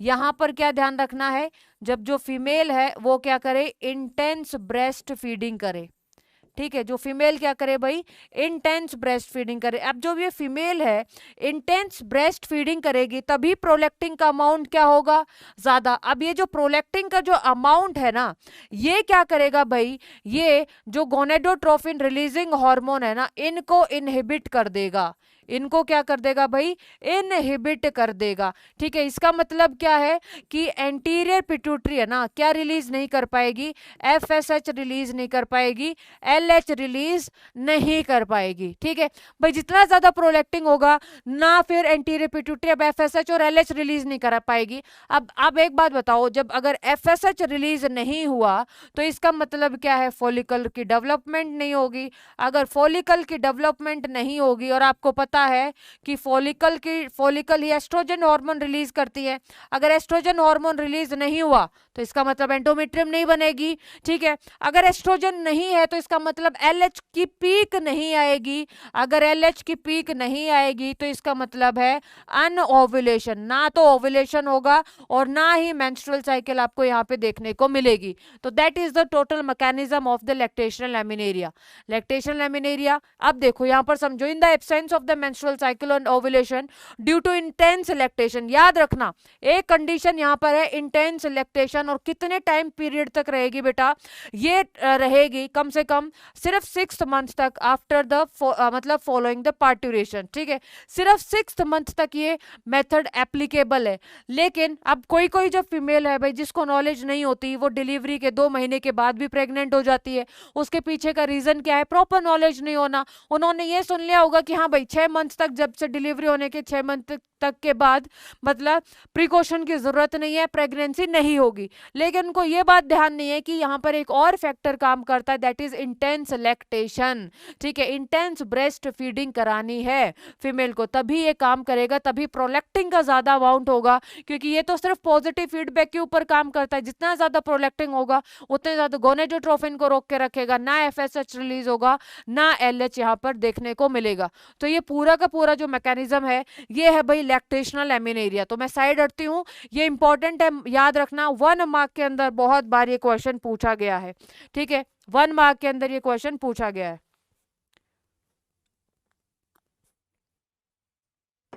अब हम बात करते हैं आगे। अब हमने नेचुरल जो मेथड है वो कर लिए, ठीक है। क्या कर लिए हैं भाई, हमने नेचुरल मेथड हमने यहाँ पर कर लिए हैं। अब हम बात करेंगे बैरियर मेथड की, ठीक है। तो बैरियर मेथड का मैंने आपको बताया था, मैकेनिज्म याद रखना है। बैरियर मेथड का मैकेनिज्म की किस तरीके से रोका जाता है प्रेगनेंसी को, तो दे prevent the physical meeting of the sperm and egg. इसका मतलब क्या है कि फर्टिलाइजेशन यहाँ पर नहीं होती, ठीक है। They prevent the fertilization. और जो बैरियर मेथड के अंदर क्या क्या आता है, condoms, diaphragm, cervical caps and vaults. तो सबसे पहले अगर मैं बात करूं किसकी, कॉन्डम्स की, तो ये कॉन्डम्स किससे मिलके बने हैं भाई, ये जो कॉन्डम्स हैं ये मिलके बने हैं रबर से, लेटेक्स शीट से, ठीक है। और ऐसा नहीं है कि सिर्फ कॉन्डम्स मेल के अंदर प्रेजेंट होते हैं, कॉन्डम्स मेल के पास भी मेल के लिए भी प्रेजेंट होते हैं और फीमेल के लिए भी प्रेजेंट होते हैं, ठीक है। तो मेल्स के अंदर बेटा जो कॉन्डम है पेनिस को कवर करता है, ठीक है, और ये प्रिवेंट करता है इनसेमिनेशन को, और फीमेल के अंदर बेटा ये वेजाइना को कवर करता है एंड सर्विक्स को ये कवर करता है, ठीक है। और जो फीमेल के जो कॉन्डम, फीमेल जो कॉन्डम्स है इनको हम क्या बोलते हैं, फेम शील्ड बोलते हैं, फीमेल कॉन्डम्स को हम क्या बोलते हैं, फेम शील्ड बोलते हैं। और ये किस तरीके से फर्टिलाइजेशन को रोकेंगे, दे prevent the entry of the sperm inside the uterus, क्योंकि ये सर्विक्स को और वजाइना को ये कवर कर लेते हैं, ठीक है। तो ये जो प्रिवेंट है, इनका जो मेन फंक्शन है ये मैंने आपको बता दिया कि दे prevent the entry of the sperm into the female reproductive tract. और एक नंबर में क्वेश्चन आता है कि जो निरोध है, ठीक है, निरोध, निरोध इज द पॉपुलर ब्रांड, निरोध इज द पॉपुलर या फिर कमर्शियल ब्रांड है कॉन्डम्स की, किसके लिए, फॉर मेल। भाई बैरियर मेथड है ना, barrier method condoms, barrier method के अंदर कॉन्डम्स आते हैं, कॉन्डम्स मेल भी यूज करता है, फीमेल भी यूज करता है, फीमेल भी यूज करती है। जो मेल है के अंदर जो कॉन्डम्स है पीनस को कवर करते हैं सो दैट इनसेमिनेशन ना हो पाए, ठीक है। और जो फीमेल के अंदर जो कॉन्डम्स है जिनको हम फेम शील्ड बोलते हैं, सर्विक्स और वजाइना को क्या कर लेती है, कवर कर लेती है, सो दैट जो एंट्री है स्पर्म की फीमेल रिप्रोडक्टिव ट्रैक्ट के अंदर ना हो, ठीक है। निरोध is the commercial popular condoms for male. अब हम बात करते हैं बैरियर मेथड के अंदर तो और भी आते हैं, ठीक है, लेकिन एक जो इंपॉर्टेंट है, ये चीज ध्यान रखना बहुत ज्यादा इंपॉर्टेंट है, ठीक है, वेरी वेरी इंपॉर्टेंट। इंपॉर्टेंट क्या है भाई, आप एक बात बताओ कि जो कॉन्डम्स है इतने ज्यादा पॉपुलर क्यों है, why the condoms are so much popular. तो सबसे पहला पॉइंट तो क्या है, ये कॉन्ट्रासेप्टिव मेथड की तरह काम करते हैं। अब ये फीमेल रिप्रोडक्टिव ट्रैक्ट और जो मेल रिप्रोडक्टिव ट्रैक्ट को कवर कर लेते हैं, इसका मतलब जो बॉडी फ्लूइड है वो कॉन्टेक्ट में नहीं आता, और इसका मतलब ये सिर्फ अकेला कॉन्ट्रासेप्टिव डिवाइस है जो कि सेक्सुअली ट्रांसमिटेड डिजीज से रोकता है, ठीक है। तो क्या है भाई, it protects the user from STD and AIDS, it is disposable है, सेल्फ इंसर्ट कर सकते हैं, कोई भी मतलब डॉक्टर की जरूरत नहीं होती, प्रिवेसी मेंटेन्ड रहती है, ठीक है, और लेस एक्सपेंसिव है, एक्सपेंसिव भी कम है, एसटीडी से भी रोकता है, कॉन्ट्रासेप्टिव मेथड तो है, और डिस्पोजल है, ठीक है। हर एक बार एक न्यू कॉन्डम यूज करना पड़ेगा। नेक्स्ट टाइम अगर मैं नेक्स्ट बात करूं कि बैरियर मेथड के अंदर क्या सिर्फ कॉन्डम्स है, भाई बैरियर मेथड के अंदर और चीज भी आती है, diaphragm, cervical caps and volts, ठीक है। ये सिर्फ ध्यान रखना, diaphragm, cervical caps and volt सिर्फ फीमेल यूज करती हैं, ठीक है। Diaphragm, cervical caps and volt सिर्फ फीमेल यूज करती हैं। ये रबर की मिलके बनी होती हैं और ये फीमेल रिप्रोडक्टिव ट्रैक्ट के अंदर इंसर्ट की जाती हैं, जो कि कवर करता है किसको, सर्विक्स को कवर करता है, and they block the entry of the sperms through the cervix. और लेकिन इसमें और डायफ्राम, सर्वाइकल कैप और वोल्ट में क्या डिफरेंस है, ठीक है, कि कॉन्डम्स थे भाई, कॉन्डम्स डिस्पोजेबल थे, लेकिन जो diaphragm, cervical caps and volt है वो क्या है, रीयूजेबल। तो अगर आपसे डिफरेंस पूछा जाए, what are the difference between the condoms and diaphragm या फिर सर्वाइकल कैप या फिर वोल्ट, कोई भी दे दे, तो भाई कॉन्डम्स मेल और फीमेल दोनों यूज करते हैं, ठीक है, लेकिन diaphragm, cervical cap and volt ये कौन यूज करते हैं, सिर्फ फीमेल यूज करती है। कॉन्डम्स डिस्पोजेबल है और ये क्या है, रीयूजेबल है, ठीक है। तो ये कुछ बेसिक डिफरेंस है जो आपको पता होने चाहिए, ठीक है। तो जो diaphragm, cervical caps and volt insert किए जाते हैं सर्विक्स के अंदर, सो दैट जो स्पर्म है वो अंदर एंटर, एक सर्विक्स को कवर करते हैं, सर्विकल ओपनिंग को ये कवर करते हैं, सो दैट जो स्पर्म में अंदर एंट्री ना कर सके। तो ये था किसके अंदर बेटा, diaphragm, cervical caps and volt barrier method के अंदर आता है। तो मैं साइड हटता हूँ, एक बार आप इसको सारी की सारी चीज जो मैं बता रही हूँ बेटा वही आपके यहाँ पर लिखी गई है। अब एक नेक्स्ट मेथड आता है। अब देखो हमने नेचुरल मेथड के अंदर lactation amenorrhoea, rhythm method and withdrawal method कर लिया है। अब हम किसके बारे में बात कर रहे हैं, आर्टिफिशियल मेथड। आर्टिफिशियल मेथड के अंदर अब आपने देखा था कि डिवाइसेस यूज होने लगे हैं। सबसे पहला मेथड था बैरियर मेथड, नेक्स्ट आएगा बेटा केमिकल मेथड। केमिकल मेथड के अंदर ना स्पर्मिसाइडल जेलीज होती हैं, ठीक है, और क्रीम्स होती हैं, फॉर्म्स होती हैं, ये बैरियर मेथड के साथ यूज की जाती हैं ताकि एफिशिएंसी बढ़ सके, कॉन्ट्रासेप्टिव एफिशिएंसी बढ़ सके। और जो स्पर्मिसाइडल जो क्रीम है इनके अंदर क्या होता है बेटा, इनके अंदर स्पर्मिसाइडल एजेंट होता है जो कि स्पर्म को किल कर देता है, कि जो प्लाज्मा मेम्ब्रेन है उसको डिसरप्ट करके, ठीक है। जो स्पर्म है बेटा वो प्लाज्मा मेम्ब्रेन से कवर्ड रहता है, ठीक है। मैंने आपको स्ट्रक्चर ऑफ स्पर्म बताई थी ह्यूमन रिप्रोडक्शन के अंदर, आई होप आपको याद होगी। तो spermicidal cream, jellies and forms, ये केमिकल मेथड है, बैरियर मेथड के साथ यूज किए जाते हैं। और ये कॉन्ट्रासेप्टिव क्या करता है बेटा, एफिशिएंसी को इंक्रीज कर देता है, ठीक है। और किस तरीके से स्पर्म को किल करता है, जो रप्चर, जो प्लाज्मा मेम्ब्रेन है स्पर्म की, उसको रप्चर कर देता है, ठीक है। तो ये था केमिकल मेथड। नेक्स्ट हम बात करते हैं जो सबसे ज्यादा इंपॉर्टेंट है, जहां से बहुत बार क्वेश्चन पूछा गया है, and that is IUD. That is IUD क्या है, आईयूडी है इंट्रा यूटेराइन डिवाइसेस। देखो नाम यहां पर बता रहा है, what is intra uterine devices, intra uterine devices. Intra का मतलब इनसाइड, यूट्रा का मतलब है यूट्रस डिवाइसेस। तो ये वो डिवाइसेस हैं जो यूट्रस के अंदर इंसर्ट किए जाते हैं। अब भाई यूट्रस के अंदर इंसर्ट किए जाएंगे तो इसका मतलब क्या है, इसका मतलब ये है कि यहाँ पर डॉक्टर्स की जरूरत पड़ेगी, एक्सपर्ट नर्सिस की जरूरत पड़ेगी, ठीक है। तो these are the devices that are inserted inside the uterus with the help of doctors, ठीक है, with the help of doctors. Alright, तो हम इसको हम क्या बोलेंगे, इंट्रा यूटेराइन डिवाइसेस। अब यहां से जो क्वेश्चन जो पूछा जाता है ना, वो ये दोनों क्वेश्चन है, ठीक है। ये दोनों क्वेश्चन है कि सबसे ज्यादा वाइडली एक्सेप्टेड कॉन्ट्रासेप्टिव डिवाइसेस है और बेस्ट कॉन्ट्रासेप्टिव मेथड है उन पर्सन के लिए, उन लेडीज के लिए जो कि गैप चाहती हैं दो चिल्ड्रन के बीच में, या फिर वो प्रेगनेंसी को डिले करना चाहते हैं।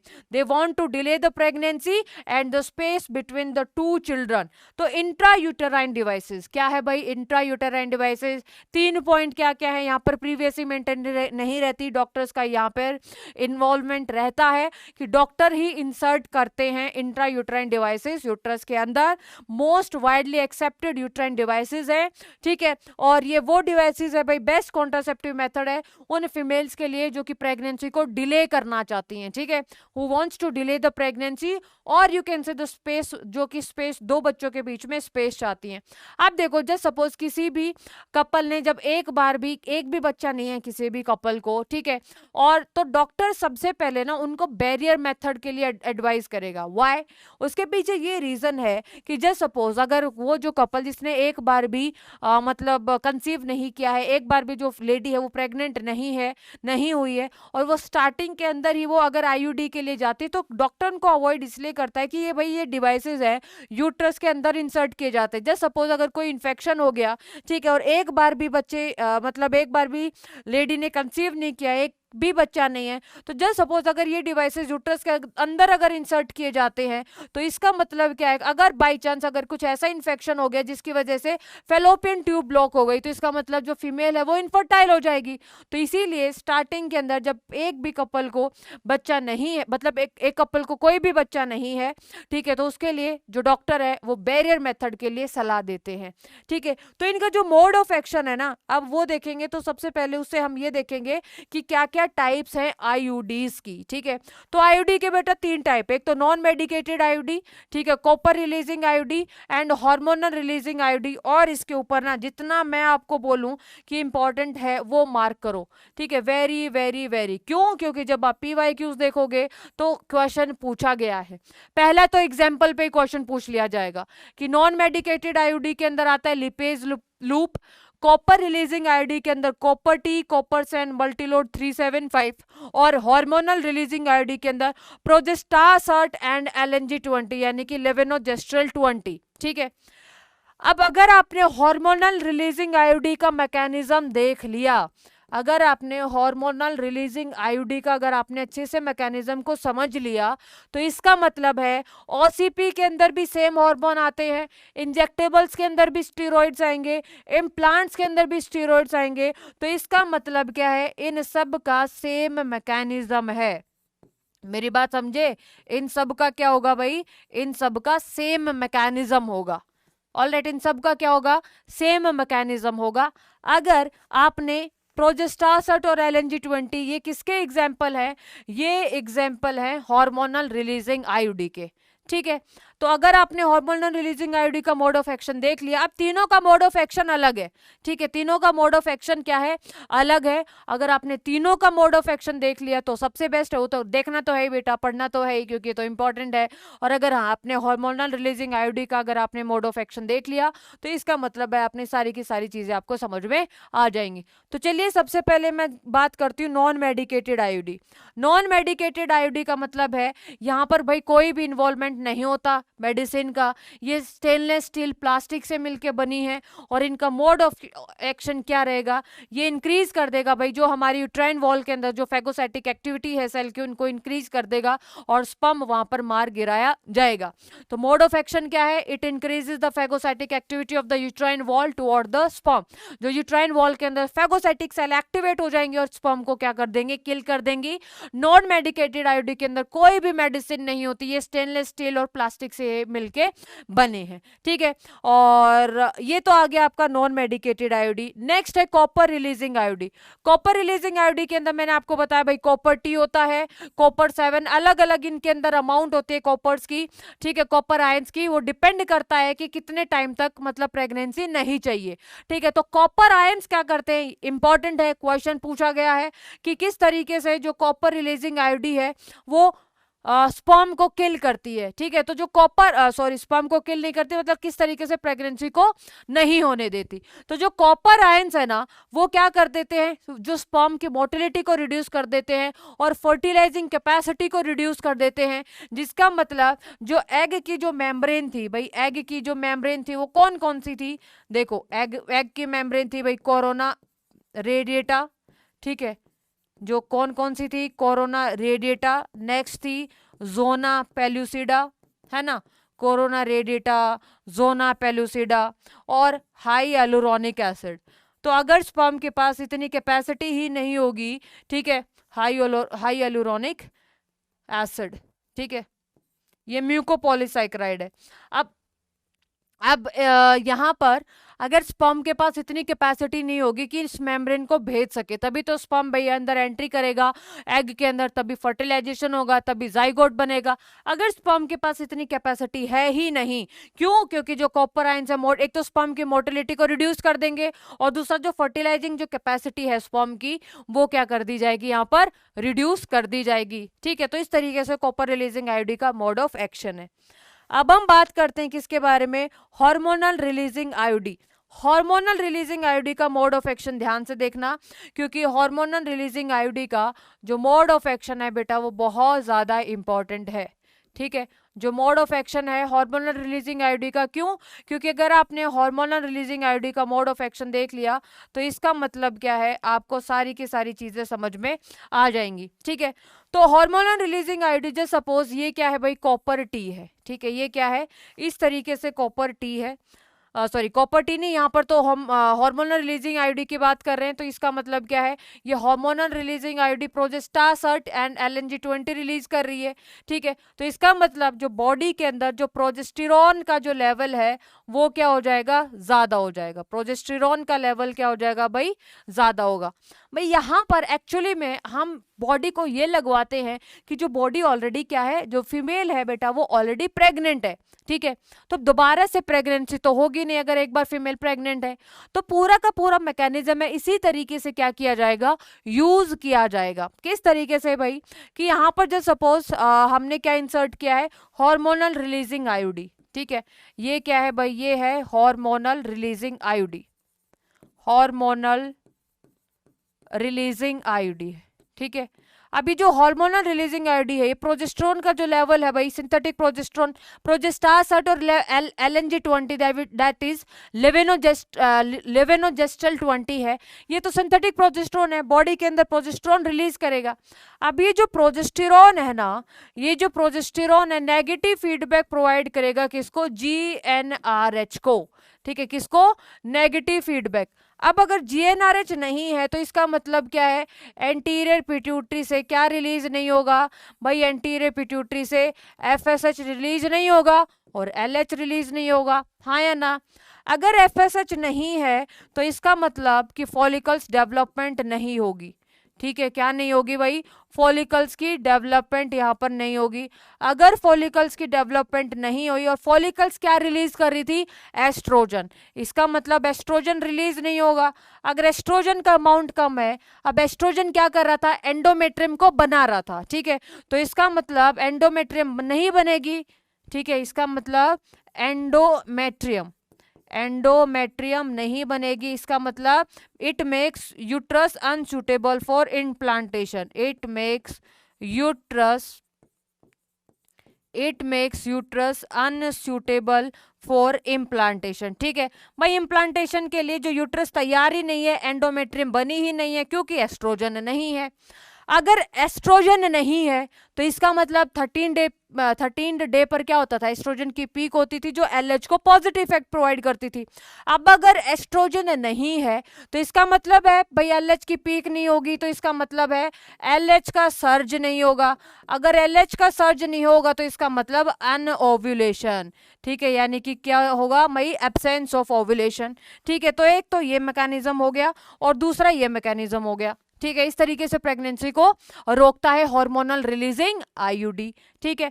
अब हम बात करेंगे कि जो प्रोजेस्टेरॉन है ना, ये जो प्रोजेस्टेरॉन है सर्विक्स के म्यूकस को क्या कर देता है भाई, थिक कर देता है। अब जस्ट सपोज अगर मैं बोतल को अगर मैं उल्टा कर दूं तो इसका मतलब सारा का सारा पानी क्या हो जाएगा, नीचे गिर जाएगा, अगर मैंने बोतल के ढक्कन को ढंग से टाइट बंद नहीं किया तो, है ना। तो इसी तरीके से अब यहाँ पर मदर की वूम्ब के अंदर कोई ग्रेविटी के अगेंस्ट कोई मतलब फीटस यहाँ पर डेवलप हो रहा है, तो यहाँ पर भाई ढक्कन तो टाइट करना पड़ेगा, अदरवाइज क्या होगा, प्रीमैच्योर डिलीवरी हो जाएगी। तो इसका मतलब प्रोजेस्टेरॉन क्या करता है, सर्विक्स के म्यूकस को थिक करता है, ठीक है, make cervix mucus thick, make cervix mucus thick to prevent the entry of sperm, so that जो स्पर्म है एंटर ना कर सके, to prevent the entry of sperm. Actually में वैसे तो सर्विकल म्यूकस, जो सर्विकल जो प्लग है, ठीक है, जो सर्विक्स म्यूकस थिक हो जाता है, उसको तो हम किस तरीके से रोकते हैं कि प्रीमैच्योर डिलीवरी ना हो, लेकिन यहाँ पर हम बॉडी को क्या कर रहे हैं, बेवकूफ बना रहे हैं कि भाई ऑलरेडी फीमेल प्रेग्नेंट है, तो यहाँ पे सर्विक्स का म्यूकस अगर थिक हो जाएगा तो इसका मतलब क्या है, स्पर्म की यहाँ पर एंट्री नहीं होगी, ठीक है।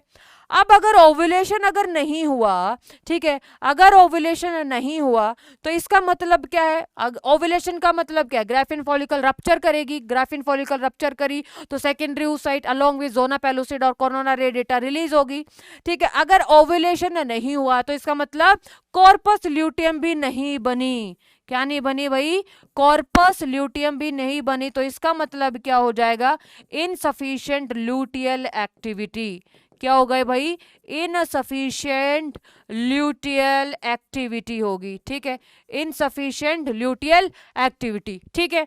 अब दूसरी बात ये एक तो भाई make uterus unsuitable for implantation, anovulation हो गया, सी आपका ये हो गया इनसफिशिएंट ल्यूटियल एक्टिविटी, डी आपका ये हो गया सर्विक्स म्यूकस थिक हो जाएगा। और जो ई किस तरीके से भाई प्रेगनेंसी को रोकेगा, अब जो reduce the motility of fallopian tube, ठीक है, जो फेलोपियन ट्यूब की जो मोटिलिटी है वो क्या हो जाएगी, कम हो जाएगी, reduce the motility of fallopian tube. तो इस तरीके से मतलब प्रेगनेंसी को रोका जाता है। और अगर आपने हार्मोनल रिलीजिंग आईयूडी का मैकेनिज्म समझ लिया तो इसका मतलब क्या है, इसीलिए मैंने पूरा समझाया है आसान से कि अगर आपको हार्मोनल रिलीजिंग आईयूडी का अगर आपने हार्मोनल रिलीजिंग आईयूडी का मैकेनिज्म कर लिया तो इसका मतलब है ऑरल कॉन्ट्रासेप्टिव पिल के अंदर भी हार्मोन्स होते हैं, मैकेनिज्म सेम हो जाएगा, इंजेक्टेबल्स इम्प्लांट सब का मैकेनिज्म क्या हो जाएगा, सेम हो जाएगा। अब जो चीज़ मैंने यहाँ पर आपको समझाई है इसी चीज़ को मैंने आपके नोट्स में लिखवा दिया है।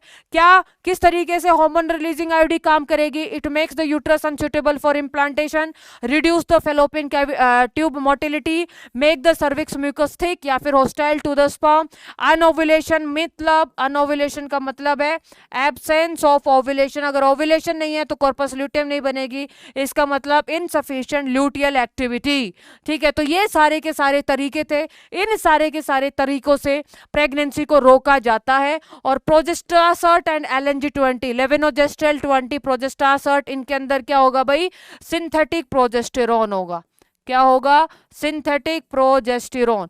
तो इस तरीके से प्रेगनेंसी को यहाँ पर रोका जाएगा। तो आईयूडी के अंदर हमने 3 पढ़ा, copper releasing, non medicated and hormonal releasing IUD. ठीक है, नॉन मेडिकेटेड आईयूडी किस तरीके से फंक्शन कर रही थी कि जो फेगोसाइटिक एक्टिविटी ऑफ सेल बढ़ जा रहा था यूट्राइन कैविटी के अंदर टुवर्ड द स्पर्म, कॉपर ने क्या किया, फर्टिलाइजिंग कैपेसिटी और मोटिलिटी ऑफ स्पर्म को कम कर दिया, और हार्मोनल रिलीजिंग आईयूडी का आपके सामने है। ठीक है, तो यहाँ पर आपका आईयूडी का मोड ऑफ एक्शन क्या होता है, खत्म होता है। अब हम बात करते हैं अपने नेक्स्ट कॉन्ट्रासेप्टिव मेथड के ऊपर, and that next contraceptive method is contraceptive पिल। अब इन कॉन्ट्रासेप्टिव पिल के अंदर ना 2 टाइप की आती हैं, एक तो कंबाइंड पिल, दूसरा मिनी पिल। कंबाइंड आपको नाम से पता चल रहा है कि कंबाइंड के अंदर सिंथेटिक प्रोजेस्टेरोन और सिंथेटिक एस्ट्रोजन होगा। ठीक है, लेकिन मिनी पिल के अंदर सिर्फ सिंथेटिक प्रोजेस्टेरोन है। अब सिंथेटिक प्रोजेस्टेरोन मिनी पिल के अंदर है, हार्मोनल रिलीजिंग आईयूडी के अंदर भी सिंथेटिक प्रोजेस्टेरोन था, मैकेनिज्म हो गया ना सेम। अब यहाँ पर कंबाइंड पिल का एग्जांपल है जैसे कि माला डी, माला एन। यहाँ पर सिंथेटिक जो ये एस्ट्रोजन है ना, अब ये जो सिंथेटिक एस्ट्रोजन बेटा ये ओसीपी है ना, ये जो कंबाइंड पिल है डॉक्टर अवॉइड करता उन फीमेल के अंदर जिनके अंदर बेटा कोई जैसे कि मेंस्ट्रुअल साइकिल है, कोई इरेगुलर है। ठीक है, ये जो सिंथेटिक एस्ट्रोजन है ना, किस फीमेल को थायराइड की प्रॉब्लम है, ठीक है, किसी के मेटाबॉलिक डिसऑर्डर है, तो इस केस के अंदर जो ये एस्ट्रोजन ना ब्रेस्ट कैंसर तक कर देता था, इसीलिए ये जो सिंथेटिक एस्ट्रोजन को हटाया गया है और मिनी पिल यहाँ पर बनाई गई है। अब सिर्फ हार्मोनल रिलीजिंग आईयूडी के अंदर जो सिंथेटिक प्रोजेस्टेरोन वो हार्मोन की फॉर्म में था, यहाँ पर ये टैबलेट्स की फॉर्म में, इंजेक्टेबल्स के अंदर ये इंजेक्शंस की फॉर्म में होगा। ठीक है, इम्प्लांट्स के अंदर भाई सिलिकॉन की ट्यूब्स होंगी जो स्लोली सिंथेटिक प्रोजेस्टेरोन को रिलीज करेंगी। अब सबके अंदर अगर सिंथेटिक प्रोजेस्टेरोन है, सिर्फ लेने का तरीका अलग है, कोई इंजेक्शन की फॉर्म में आ रहा है, कोई टैबलेट की फॉर्म में आ रहा है, लेकिन मोड ऑफ एक्शन क्या होगा, सेम होगा।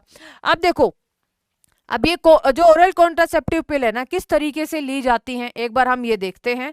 ठीक है, तो ओरल कॉन्ट्रासेप्टिव पिल्स है ना स्टार्ट की जाती है 5th day of the menstrual cycle से और up to 25th day of the menstrual cycle continue की जाती हैं। ठीक है, जैसे सपोज ये 5th day of the menstrual cycle चालू की जाती है, 5th 6th 7th 8th 9th 10th 11th 12 13 14 15 16 17 18 19 20 21 22 23 24 25, यानी कि 5th day of the menstrual cycle ये चालू की जाएगी और up to 25th day of the menstrual cycle. अब इनको काउंट करो कितने दिन हो गए, 1 2 3 4 5 6 7 8 9 10 11 12 13 14 15 16 17 18 19 20 21, यानी कि 5th day of the menstrual cycle चालू करी up to the 25th day of the menstrual cycle, यानी कि कितने दिन तक लिया, 21 दिन तक, और फिर 7 दिन का क्या रखना है, गैप रखना है, 7 दिन के बाद दोबारा से ये चालू करनी है। ठीक है, तो यही लिखा गया है, pills are taken daily for 21 days starting from the 5th day of the menstrual cycle up to 25th day of the menstrual cycle और after the 7 days, ठीक है,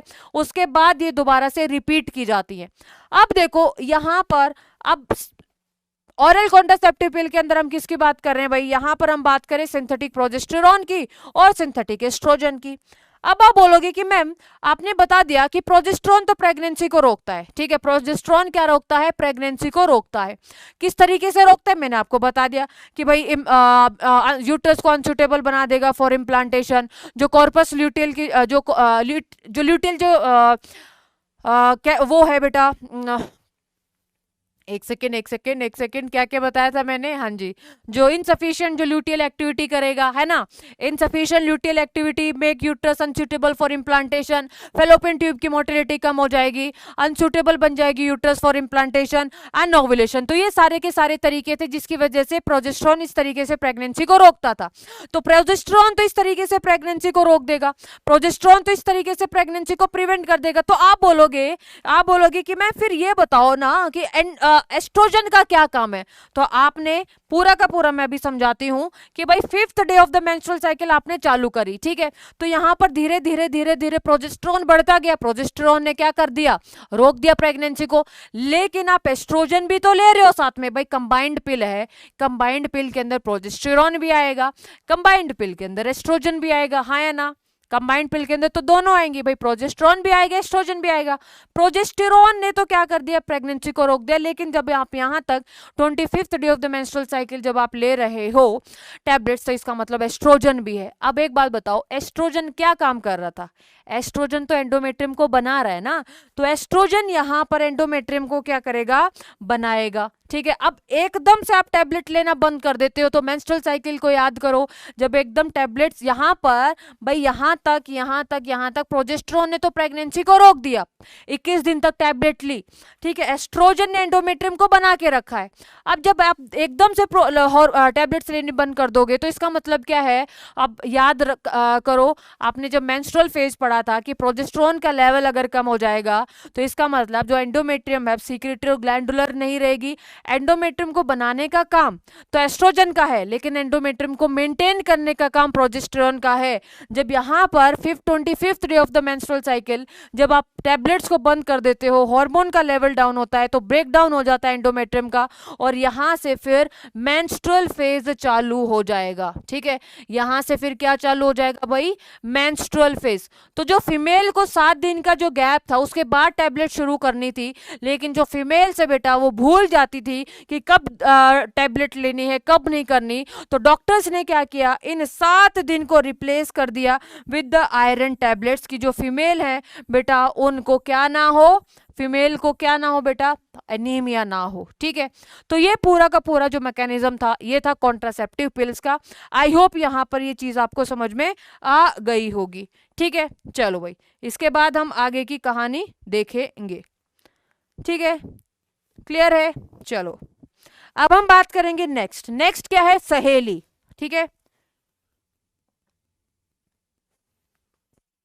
अब सहेली किस तरीके से, अब ओरल कॉन्ट्रासेप्टिव पिल्स के अंदर क्या है, ओरल कॉन्ट्रासेप्टिव पिल्स के अंदर तो कंबाइंड पिल के अंदर सिंथेटिक प्रोजेस्टेरोन और सिंथेटिक एस्ट्रोजन आ रहा है, मिनी पिल के अंदर सिर्फ सिंथेटिक प्रोजेस्टेरोन आ रहा है। अब सहेली, यहां से ऑब्जेक्टिव क्वेश्चन बनते हैं। ठीक है, कि सहेली क्या है, न्यू ओरल कॉन्ट्रासेप्टिव पिल है। ठीक है, किसने बनाया था, central drug research institute Lucknow ने बनाया था। इसके अंदर कोई स्टीरॉइड्स नहीं होता, नॉन स्टीरॉइड प्रिपरेशन होती है। पिल्स तो आप डेली ले रहे थे, लेकिन यहाँ पर ये वंस इन अ वीक पिल है। ठीक है, वंस इन अ वीक पिल है, इसकी ज्यादा हाई कॉन्ट्रासेप्टिव वैल्यू है। और और इसके अंदर क्या होता है भाई, इसकी कंपोजिशन होती है सेंट क्रोमेन, इसकी कंपोजिशन होती है सेंट क्रोमेन। और ये क्या जो हमारे यूट्रस के अंदर जो एस्ट्रोजन के रिसेप्टर्स होते हैं ना उनको मॉड्यूलेट कर देता है। अब जो एस्ट्रोजन का काम क्या है, एस्ट्रोजन बनाएगा एंडोमेट्रियम को। ठीक है, प्रोजेस्टेरोन उस एंडोमेट्रियम को ग्लैंडुलर और सीक्रेटरी बनाता है। ठीक है, तो यहाँ पर जो सेंट क्रोमेन है ना ये एस्ट्रोजन के रिसेप्टर को मॉड्यूलेट कर देता है। अब एस्ट्रोजन एंडोमेट्रियम नहीं बना पाता, अगर एस्ट्रोजन एंडोमेट्रियम नहीं बना पाएगा तो इसका जो मोड ऑफ एक्शन क्या है, ये प्रिवेंट कर देगी इम्प्लांटेशन।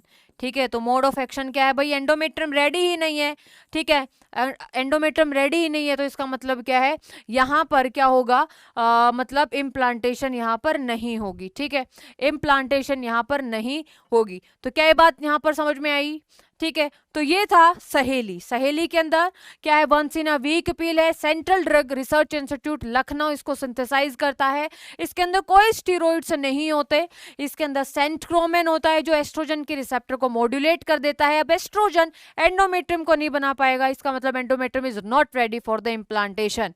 ठीक है, दैट इज ऑल अबाउट सहेली। नेक्स्ट, अब मैंने आपको बता दिया कि मोड ऑफ एक्शन क्या रहेगा, सेम रहेगा, क्योंकि इनके पास सिंथेटिक प्रोजेस्टेरोन है।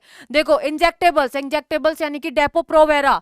ठीक है, अब यहां पर सिंथेटिक प्रोजेस्टेरोन या फिर प्रोजेस्टेरोन एस्ट्रोजन का कॉम्बिनेशन फीमेल्स यूज करती हैं किसकी फॉर्म में, इंजेक्शन की फॉर्म में। मोड ऑफ एक्शन क्या रहेगा, प्रोजेस्टेरोन है, मोड ऑफ एक्शन तो सेम रहेगा। ठीक है, तो their mode of action is same as that like of pills. और ये मतलब 2 months to 3 2 months के भी इंजेक्शन आते, 3 months के भी इंजेक्शन आते to prevent the pregnancy. Next है इम्प्लांट्स। इम्प्लांट्स के अंदर बेटा ये 6 सिलिकॉन की ट्यूब्स आपको दिखाई दे रही होंगी।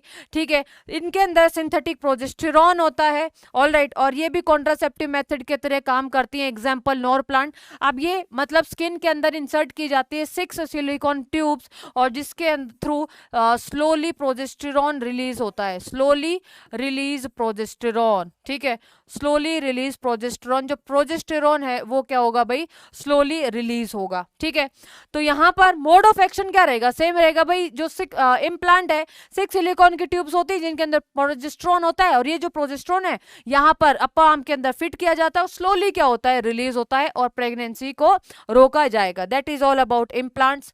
अब नेक्स्ट हम बात करते हैं emergency contraceptive pills. Emergency contraceptive pills, ठीक है, यानी अनवांटेड 72।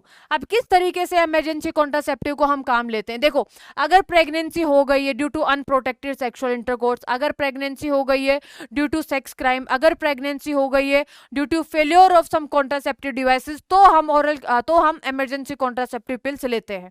ठीक है, अब इमरजेंसी कौन कौन सी तरीके से ये पिल्स इमरजेंसी कॉन्ट्रासेप्टिव काम करती हैं। ठीक है, सबसे पहले हाई डोज ऑफ LNG-20, किसकी हाई डोज, LNG-20। LNG-20 क्या है, लेवेनोजेस्ट्रेल। अगर उसकी हाई डोज ले ले LNG-20 की with in 72 hours of unprotected sexual intercourse हुआ है तो, ठीक है, या फिर 2 to 3 oral contraceptive pills, 2 to 3 oral contraceptive pills, ठीक है, within 72 hour of the unprotected sexual intercourse. And last one is अगर हम IUD का इंसर्शन करा ले within 5 days of unprotected sexual intercourse, तो ये तीनों ही किस तरीके से काम आती हैं, इमरजेंसी कॉन्ट्रासेप्टिव पिल्स। तीनों ही किस तरीके से काम आते हैं भाई, ये तीनों ही इमरजेंसी कॉन्ट्रासेप्टिव पिल की तरह काम आते हैं। तो जल्दी से इसको लिख लीजिए कि इमरजेंसी कॉन्ट्रासेप्टिव पिल क्या होती हैं। ठीक है,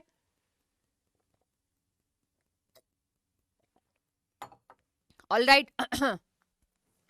ठीक है, तो नेक्स्ट हम बात करते हैं अब किसके बारे में, कि साइड इफेक्ट क्या क्या होता है भाई। साइड इफेक्ट क्या है कि nausea, abdominal pain, contraceptive method का, ठीक है, नोजिया हो गया, एब्डोमिनल पेन, ठीक है, bleeding, irregular menstrual cycle and breast cancer, ये सारे के सारे क्या हैं, साइड इफेक्ट्स हैं कॉन्ट्रासेप्टिव पिल के। अगर आपसे पूछे कि भाई आइडियल कॉन्ट्रासेप्टिव पिल क्या होता है, तो ये ट्रिक है जिसकी मदद से आप याद रख सकते हो। ट्रिक क्या है, जैसे कि AEIOU, आपने इंग्लिश के अंदर वॉवल्स तो पढ़े होंगे ना, तो क्या क्या आइडियल कॉन्ट्रासेप्टिव होते हैं, easily, A for easily available, E मतलब लिस्ट एक्सपेंसिव, ठीक है, एंड I का मतलब no interference with the sexual activity, O से आप 0 लगाओगे यहाँ पर कि 0 साइड इफेक्ट होना चाहिए, ठीक है, एंड U का मतलब क्या है, यूजर फ्रेंडली, एंड U का मतलब क्या है, यूजर फ्रेंडली। ठीक है, तो आप इस तरीके से आपके सामने ट्रिक है AEIOU, ठीक है, कि क्या क्या आइडियल कॉन्ट्रासेप्टिव की क्या क्या फीचर हैं, साइड इफेक्ट आपसे पूछे जा सकते हैं, तो ये आपको यहाँ पर पता होना चाहिए। नेक्स्ट हम बात करते हैं परमानेंट मेथड। परमानेंट मेथड यानी कि स्टरलाइजेशन मेथड। क्या क्या परमानेंट मेथड है, परमानेंट मेथड को आप स्टरलाइजेशन मेथड या फिर टर्मिनल मेथड ऑफ प्रेगनेंसी भी बोलते हो।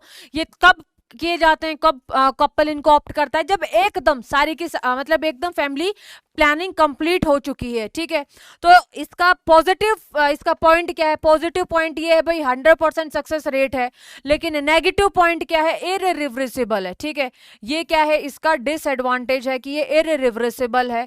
ऑलराइट, और इसका मोड ऑफ अफेक्शन, 2 टाइप से क्वेश्चन आता है, क्या जो टर्मिनल मेथड है गैमेट को नहीं बनाते, जी नहीं, गैमेट फॉर्मेशन से लेना देना नहीं है, गैमेट को ये ट्रांसपोर्ट नहीं होने देंगे, गैमेट को क्या होने नहीं देंगे, ट्रांसपोर्ट नहीं होने देंगे। जैसे कि अगर मैं बात करूं वेसेक्टोमी, तो वेसेक्टोमी क्या है, वेसेक्टोमी वास डिफरेंस को यहां से कट किया जाता है, वास डिफरेंस को कट करके टाई कर दिया जाता है। अब जो वास डिफरेंस है वो यहां से भाई सेमनीफेरस ट्यूब्यूल ने टेस्ट वो बनाया, स्पर्म बनाया, ठीक है, रेटिटेस्टिस, वास एफरेंशिया एपिडाइडमिस, वास डिफरेंस के पास स्पर्म गया और इन्होंने स्पर्म ने आगे इसको कैरी किया। ठीक है, डक्ट है जो कि स्पर्म को कैरी कर रही है, अब इनका आगे रास्ता ही नहीं है भाई, रास्ता तोड़ दिया गया है।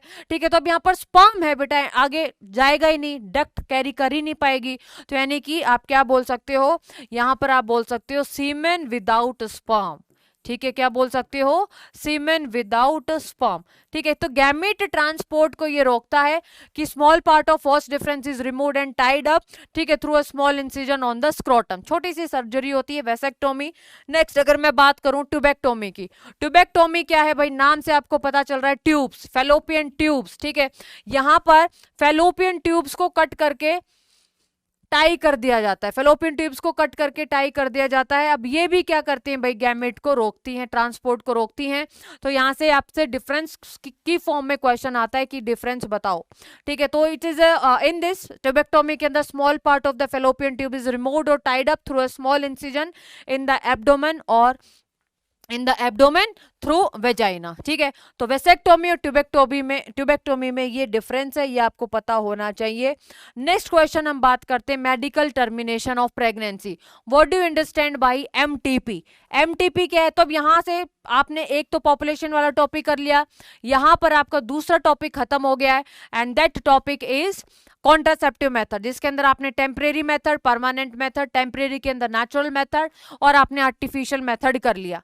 अब हम किसकी बात करते हैं? अब हम बात करते हैं medical termination of pregnancy. Medical termination of pregnancy को induced abortion, voluntary abortion, intentional abortion, भाई जो फीमेल है, जो लेडी है, अपनी मर्जी से अबॉर्शन करा रही है, that is known as medical termination of pregnancy. Induced abortion, voluntary, अपनी इच्छा के अनुसार अबॉर्शन हो रहा है, ठीक है, that is known as MTP. अगर आप एमटीपी का डेटा देखोगे तो आप चौंक जाओगे कि come over 45 to 50 million MTP conduct होती हैं, ठीक है, एवरी ईयर, और जो किसके बराबर है? जो कि 1/5 of the total pregnancy conceived in a year, उसके बराबर है। देखो अब अलग अलग कंट्री के अंदर, भाई पहले एमटीपी इंडिया के अंदर भी लीगल नहीं था, अबॉर्शन इंडिया के अंदर भी लीगल नहीं था, लेकिन फिर भी जो फीमेल है, ठीक है, फिर भी जो फीमेल है मतलब इलीगली अबॉर्शन कराती थी, इसीलिए कुछ कंडीशंस के मद्देनजर, कुछ कंडीशंस को मतलब नजर में रखते हुए एमटीपी को लीगलाइज किया गया। कब लीगलाइज किया गया? एमटीपी को लीगलाइज किया गया 1971 के अंदर, ठीक है। एमटीपी को कब लीगलाइज किया गया? एमटीपी को लीगलाइज किया गया 1971 के अंदर। आप सोचोगे कि मैम एमटीपी का जो मेन ऑब्जेक्टिव था क्या पॉपुलेशन कंट्रोल करना था? जी नहीं, जो मेन जो ऑब्जेक्टिव था एमटीपी का वो पॉपुलेशन कंट्रोल करना नहीं था। जो भी अनहाइजीनिक तरीके से जो एमटीपी कंडक्ट होती थी, जिसकी वजह से बहुत ज़्यादा इन्फेक्शंस होते थे और जो मैटरनल जो मोर्टेलिटी रेट थी बेटा बहुत ज़्यादा बढ़ गई थी, तो उसको रोकने के लिए एमटीपी को मतलब लीगलाइज किया गया। बहुत सारी ऐसी कंट्रीज हैं जिनके अंदर अभी भी मतलब जो एमटीपी है वो लीगल नहीं है, ठीक है। तो कब लीगलाइज किया गया? 1971 के अंदर। 1951 के अंदर फैमिली प्लानिंग प्रोग्राम लॉन्च हुआ था। ऑलराइट, तो अब यहाँ पर देखो कि क्या क्या ऑब्जेक्टिव है एमटीपी का। ऑब्जेक्टिव क्या है? To reduce the infection to reduce the infection and maternal mortality rate, ठीक है, एंड मैटरनल मोर्टेलिटी रेट, ठीक है, मैटरनल मोर्टेलिटी रेट को यहां पर रिड्यूस करना था, मैटरनल मोर्टेलिटी रेट को रिड्यूस करना था, ठीक है। एमटीपी बेटा, एमटीपी यहां पर एक ध्यान रखना, एक चीज और है कि एमटीपी मतलब अप टू 20 वीक्स की जाती है, ठीक है, up to 20 weeks of the pregnancy MTP को कंडक्ट किया जाता है, कर सकते हैं, लेकिन सेफ बेटा मानी गई है अप टू 12 वीक्स तक, ठीक है। यहाँ पे लिखा है कि MTP can be done up to 20 weeks तक एमटीपी हम कंडक्ट कर सकते हैं, लेकिन 12 वीक तक, फर्स्ट ट्राइमेस्टर तक, ठीक है, 12 वीक तक यानी कि फर्स्ट ट्राइमेस्टर तक एमटीपी को एमटीपी सेफर है। फर्स्ट ट्राइमेस्टर एमटीपीज आर सेफर, ठीक है। अब देखो एमटीपी कब कब डॉक्टर परफॉर्म करता है, कर सकता है कि अगर प्रेगनेंसी हो गई है due to unprotected sexual intercourse, अगर प्रेगनेंसी हो गई ड्यू टू सेक्सुअल क्राइम, अगर प्रेगनेंसी हो गई due to failure of some contraceptive method, अगर continuation of the pregnancy is harmful for mother and continuation of pregnancy harmful for foetus, ठीक है, या फिर बेबी। तो इन सारे के सारे केसेस के अंदर एमटीपी को क्या कर दिया गया है भाई? लीगल कर दिया गया है। एमटीपी डॉक्टर परफॉर्म कर सकता है। Pregnancy due to unprotected sexual intercourse, कोई कॉन्ट्रासेप्टिव मेथड फेल हो गया है, प्रेगनेंसी हो गई है due to some sexual crime, ठीक है, continuation of pregnancy can harm to mother and the continuation of pregnancy can harm to the child health, ठीक है। ये सारी की सारी कंडीशन है। क्वेश्चन क्या आता है? क्वेश्चन ये आता है, आप ये बताओ कि वाई जो फर्स्ट ट्राइमेस्टर एमटीपीज आर सेफर, ठीक है, जो सेकंड जो ट्राइमेस्टर एमटीपी सेफर क्यों नहीं है, ये क्वेश्चन पूछा जाता है, जो भी मैंने आपको बताया, ठीक है। तो आप सबसे पहले किस तरीके से इस क्वेश्चन को लिखोगे? बहुत अच्छे तरीके से। पहले आप ये बताओगे कि व्हाट इज एमटीपी, कि voluntary termination of pregnancy before the full term, इसको हम एमटीपी बोलते हैं, ठीक है। जो एमटीपी है ये पूरा का पूरा जो जेस्टेशन है वो 9 मंथ का होता है, जिसको 3 ट्राइमेस्टर के अंदर डिवाइड किया गया है। फर्स्ट जो ट्राइमेस्टर एमटीपी जो 12 वीक्स तक होती हैं वो सेफर होती हैं, ठीक है। लेकिन जो एमटीपी जो कि 20 वीक्स तक कंडक्ट कर सकते हैं, लेकिन जो सेकेंड जो ट्राइमेस्टर एमटीपी हैं वो सेफर नहीं होती। क्यों? क्योंकि जो उस टाइम तक बेटा जो मदर का और जो फीटस का पार्ट बहुत अच्छे तरीके से आपस में एसोसिएट हो चुका होता है, ठीक है। तो इस तरीके से आप इस क्वेश्चन को यहाँ पर लिखोगे। नेक्स्ट क्वेश्चन अगर मैं बात करूं किसके भी, गवर्नमेंट ऑफ इंडिया ने मेडिकल टर्मिनेशन ऑफ प्रेगनेंसी के लिए कुछ अमेंडमेंट्स लेके आए हैं।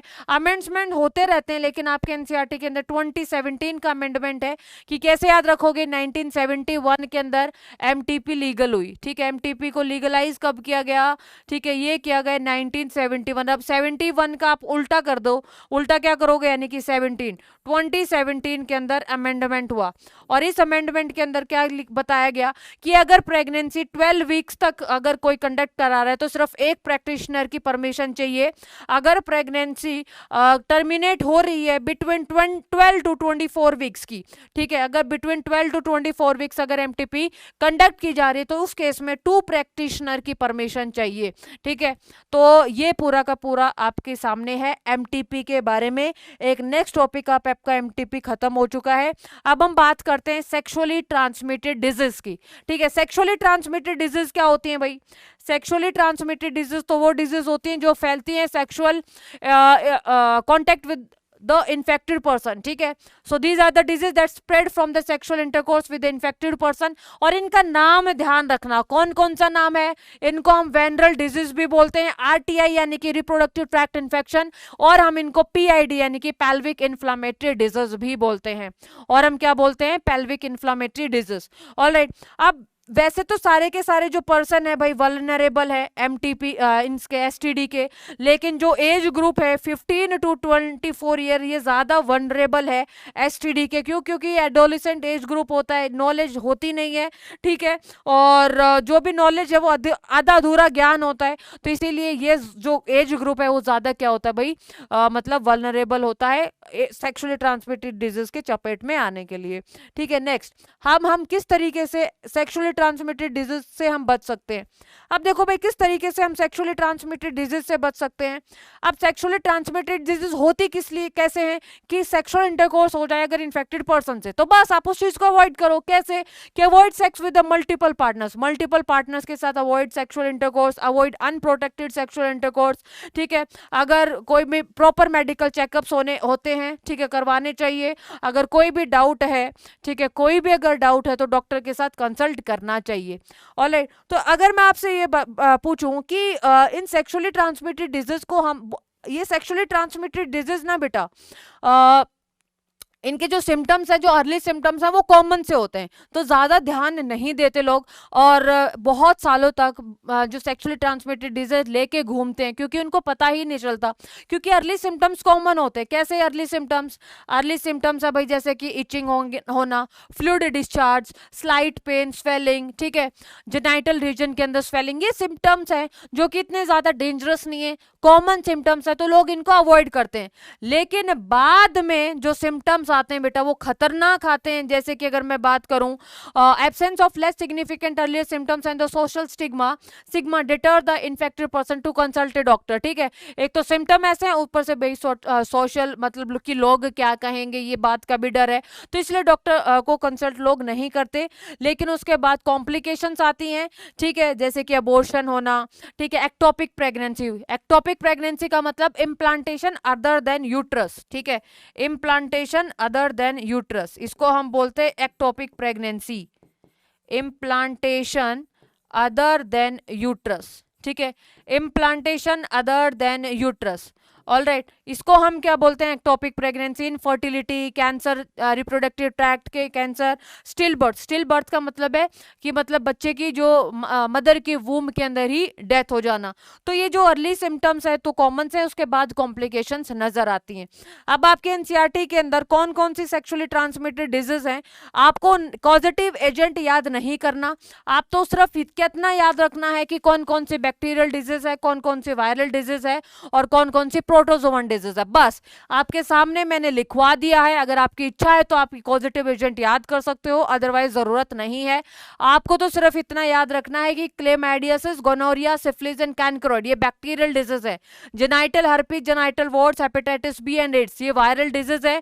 एंड ट्राइकोमोनियासिस ये प्रोटोजोवन डिजीज है। दैट्स इट, इतना याद रखो। लेकिन याद क्या करना है, देखो बहुत सारी सेक्सुअली ट्रांसमिटेड डिजीज ऐसी है कि जो अगर अर्ली बहुत पहले अगर इनका पता लग जाता है तो भाई क्योर पॉसिबल है। लेकिन 3 सेक्सुअली ट्रांसमिटेड डिजीज ऐसी हैं जिनका कोई भी क्योर नहीं है। इनका नाम याद रखना, कौन कौन सा है, AIDS, genital herpes and hepatitis B. ठीक है, तो सेक्सुअली ट्रांसमिटेड डिजीज का टॉपिक आपका यहाँ पर खत्म होता है। ठीक है, तो बेटा ये जो क्लास है, ये जो बैच है आपका रिवीजन का है, हम लेकिन 0 से लेके आगे तक चल रहे हैं। ठीक है, हाँ सिर्फ बात इतनी है कि मैं यहाँ पर लिख नहीं पा रही हूँ, आपके पास सारे के सारे नोट्स में चीजें मिल जाएंगी। नोट्स इसलिए मिल रहे हैं, लिखा हुआ इसलिए मिल रहा है क्योंकि पेपर आपका सब्जेक्ट आएगा, आपको पता होना चाहिए कि किस तरीके से रिप्रेजेंट करना है। सारी चीज मैंने आपको यहाँ पर समझा दी है। ठीक है, अब हम इस चैप्टर के लास्ट टॉपिक पर चलते हैं, और जो लास्ट जो टॉपिक है दैट इज इनफर्टिलिटी। ठीक है, तो अभी तक हम पॉपुलेशन वाला topic, contraceptive method, MTP, STD पढ़ के आ चुके हैं। अब जो लास्ट टॉपिक है जिसको हम बोलते हैं इनफर्टिलिटी।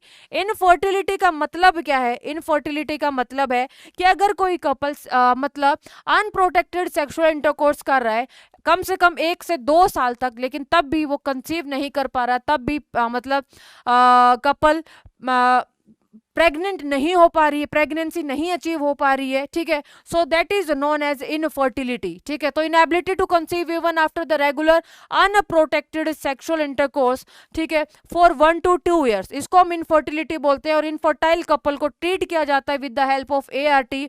और ART क्या है? That is assisted reproductive technologies. तो सिर्फ, लेकिन एक बात ध्यान रखना, अगर कोई कपल मतलब कंसीव नहीं कर पा रहा तो इसका मतलब ये नहीं है कि जो प्रॉब्लम है वो सिर्फ फीमेल के अंदर है। बेटा प्रॉपर अगर कोई कपल इनफर्टाइल है तो चेकअप्स दोनों के होंगे, चाहे वो मेल है या फिर चाहे फीमेल है। ठीक है, अब मेल के अंदर क्या क्या इनफर्टिलिटी के रीजंस हैं? That is क्रिप्टोऑर्किडिज्म। क्रिप्टोऑर्किडिज्म का मतलब जैसे कि जो टेस्टिस है स्क्रोटम के अंदर डिसेंड ही ना करे। अब आपको पता है जो टेस्टिस एक्स्ट्रा एब्डोमिनल होते इसलिए क्योंकि स्पर्मेटोजेनेसिस के लिए टेम्परेचर की रिक्वायरमेंट रहती है 2 to 2.5 degree Celsius lower than the body temperature. ठीक है, तो यहाँ पर क्रिप्टोऑर्किडिज्म का मतलब है कि failure of descend of testis in scrotum. ठीक है, इरेक्टाइल डिसफंक्शन यानी कि इंसेमिनेशन नहीं हो पाएगा। अगर कोई जो मेल है एक्सेसिव स्मोकिंग कर रहा है, एक्सेसिव अल्कोहल ले रहा है, तो इसका मतलब उन मेल के अंदर जो स्पर्म काउंट है वो कम हो जाता है। ठीक है, नेक्स्ट अगर मैं बात करूं भाई फीमेल के क्या क्या रीजन है, भाई गोनेडोट्रोफिन की डेफिशिएंसी होना, फेलोपियन ट्यूब भी ब्लॉक है। ठीक है, अब आपको पता है कि जो फर्टिलाइजेशन है वो एम्पुलरी स्थमिक जंक्शन के ऊपर होता है, फिर जाइगोट बनता है 2 cell stage, 4 cell stage, 8 cell stage, उसके बाद जो ब्लास्टोसिस्ट है वो यूट्राइन कैविटी के अंदर आता है और फिर अटैचमेंट होता है। अगर भाई फेलोपियन ट्यूब भी ब्लॉक्ड है तो इसका मतलब है कि वो सेल बनेगी नहीं, स्पर्म नहीं पहुंच पाएगा एम्पुलरी स्थमिक जंक्शन के ऊपर, फर्टिलाइजेशन नहीं हो पाएगा। इनसफिशिएंट ल्यूटियल एक्टिविटी, यूट्रस माल फॉर्मेशन है, अनओव्यूलेशन यानी कि ओव्यूलेशन ही नहीं हो रहा। तो मेल और फीमेल के अंदर भाई दोनों के अंदर क्या है? इक्वल मतलब चांसेस है। अब वो डिपेंड करता है प्रॉपर चेकअप्स, लेकिन हाँ चेकअप्स दोनों के बराबर होंगे।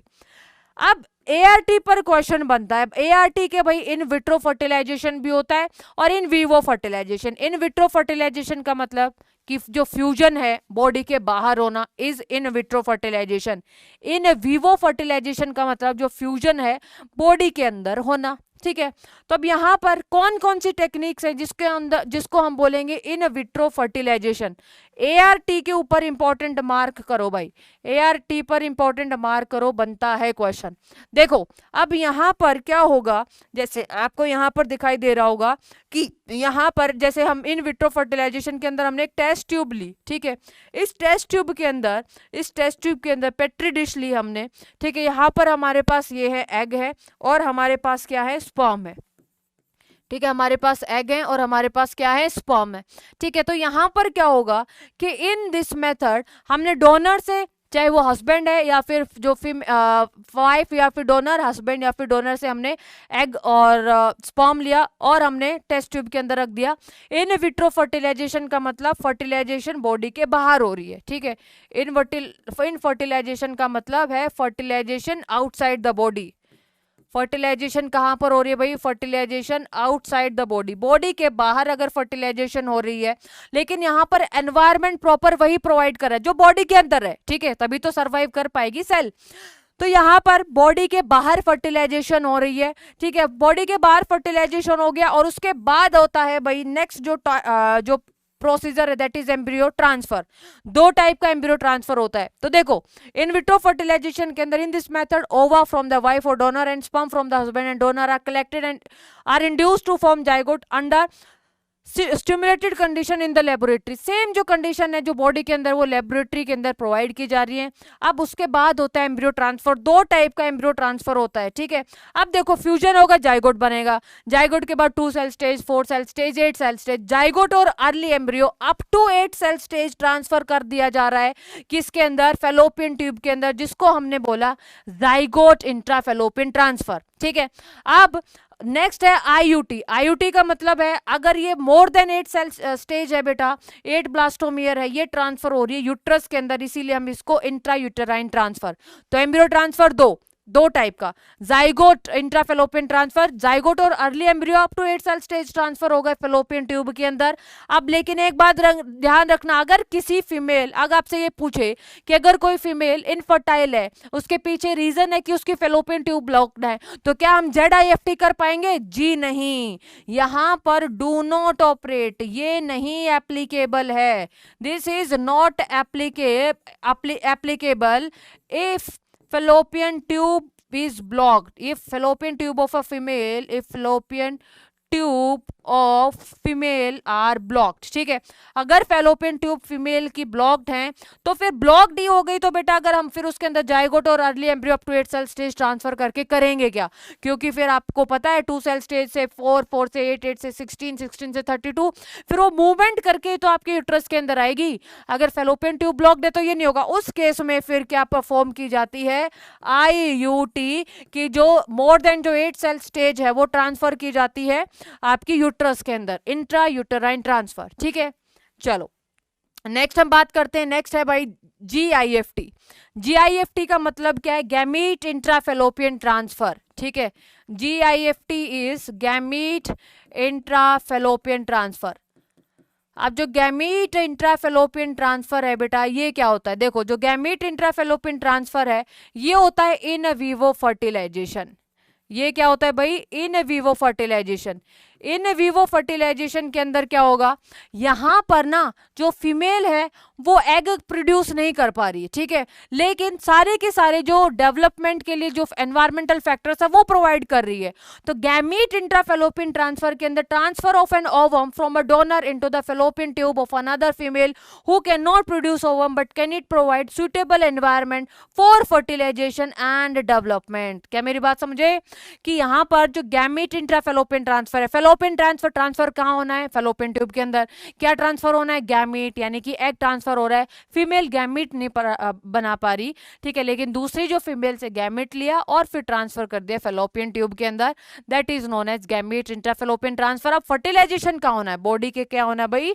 फर्टिलाइजेशन क्या होना है भाई? बॉडी के अंदर ही होना है। जैसे कि यहाँ से स्पर्म आए और यहाँ से एग है, यहाँ पर फर्टिलाइजेशन हो जाएगा। बॉडी के अंदर फर्टिलाइजेशन हो रहा है, इसलिए हम इसको गैमीट इंट्राफेलोपियन ट्रांसफर कह रहे हैं। Next one is IUI। IUI क्या है बेटा? इंट्रा यूटेराइन इनसेमिनेशन, ठीक है। IUT में कंफ्यूज मत हो जाना, that is intra uterine insemination, ठीक है। इंट्रा यूटेराइन इनसेमिनेशन ये भी आपका क्या है? इन विवो फर्टिलाइजेशन, ठीक है, इन विवो फर्टिलाइजेशन है।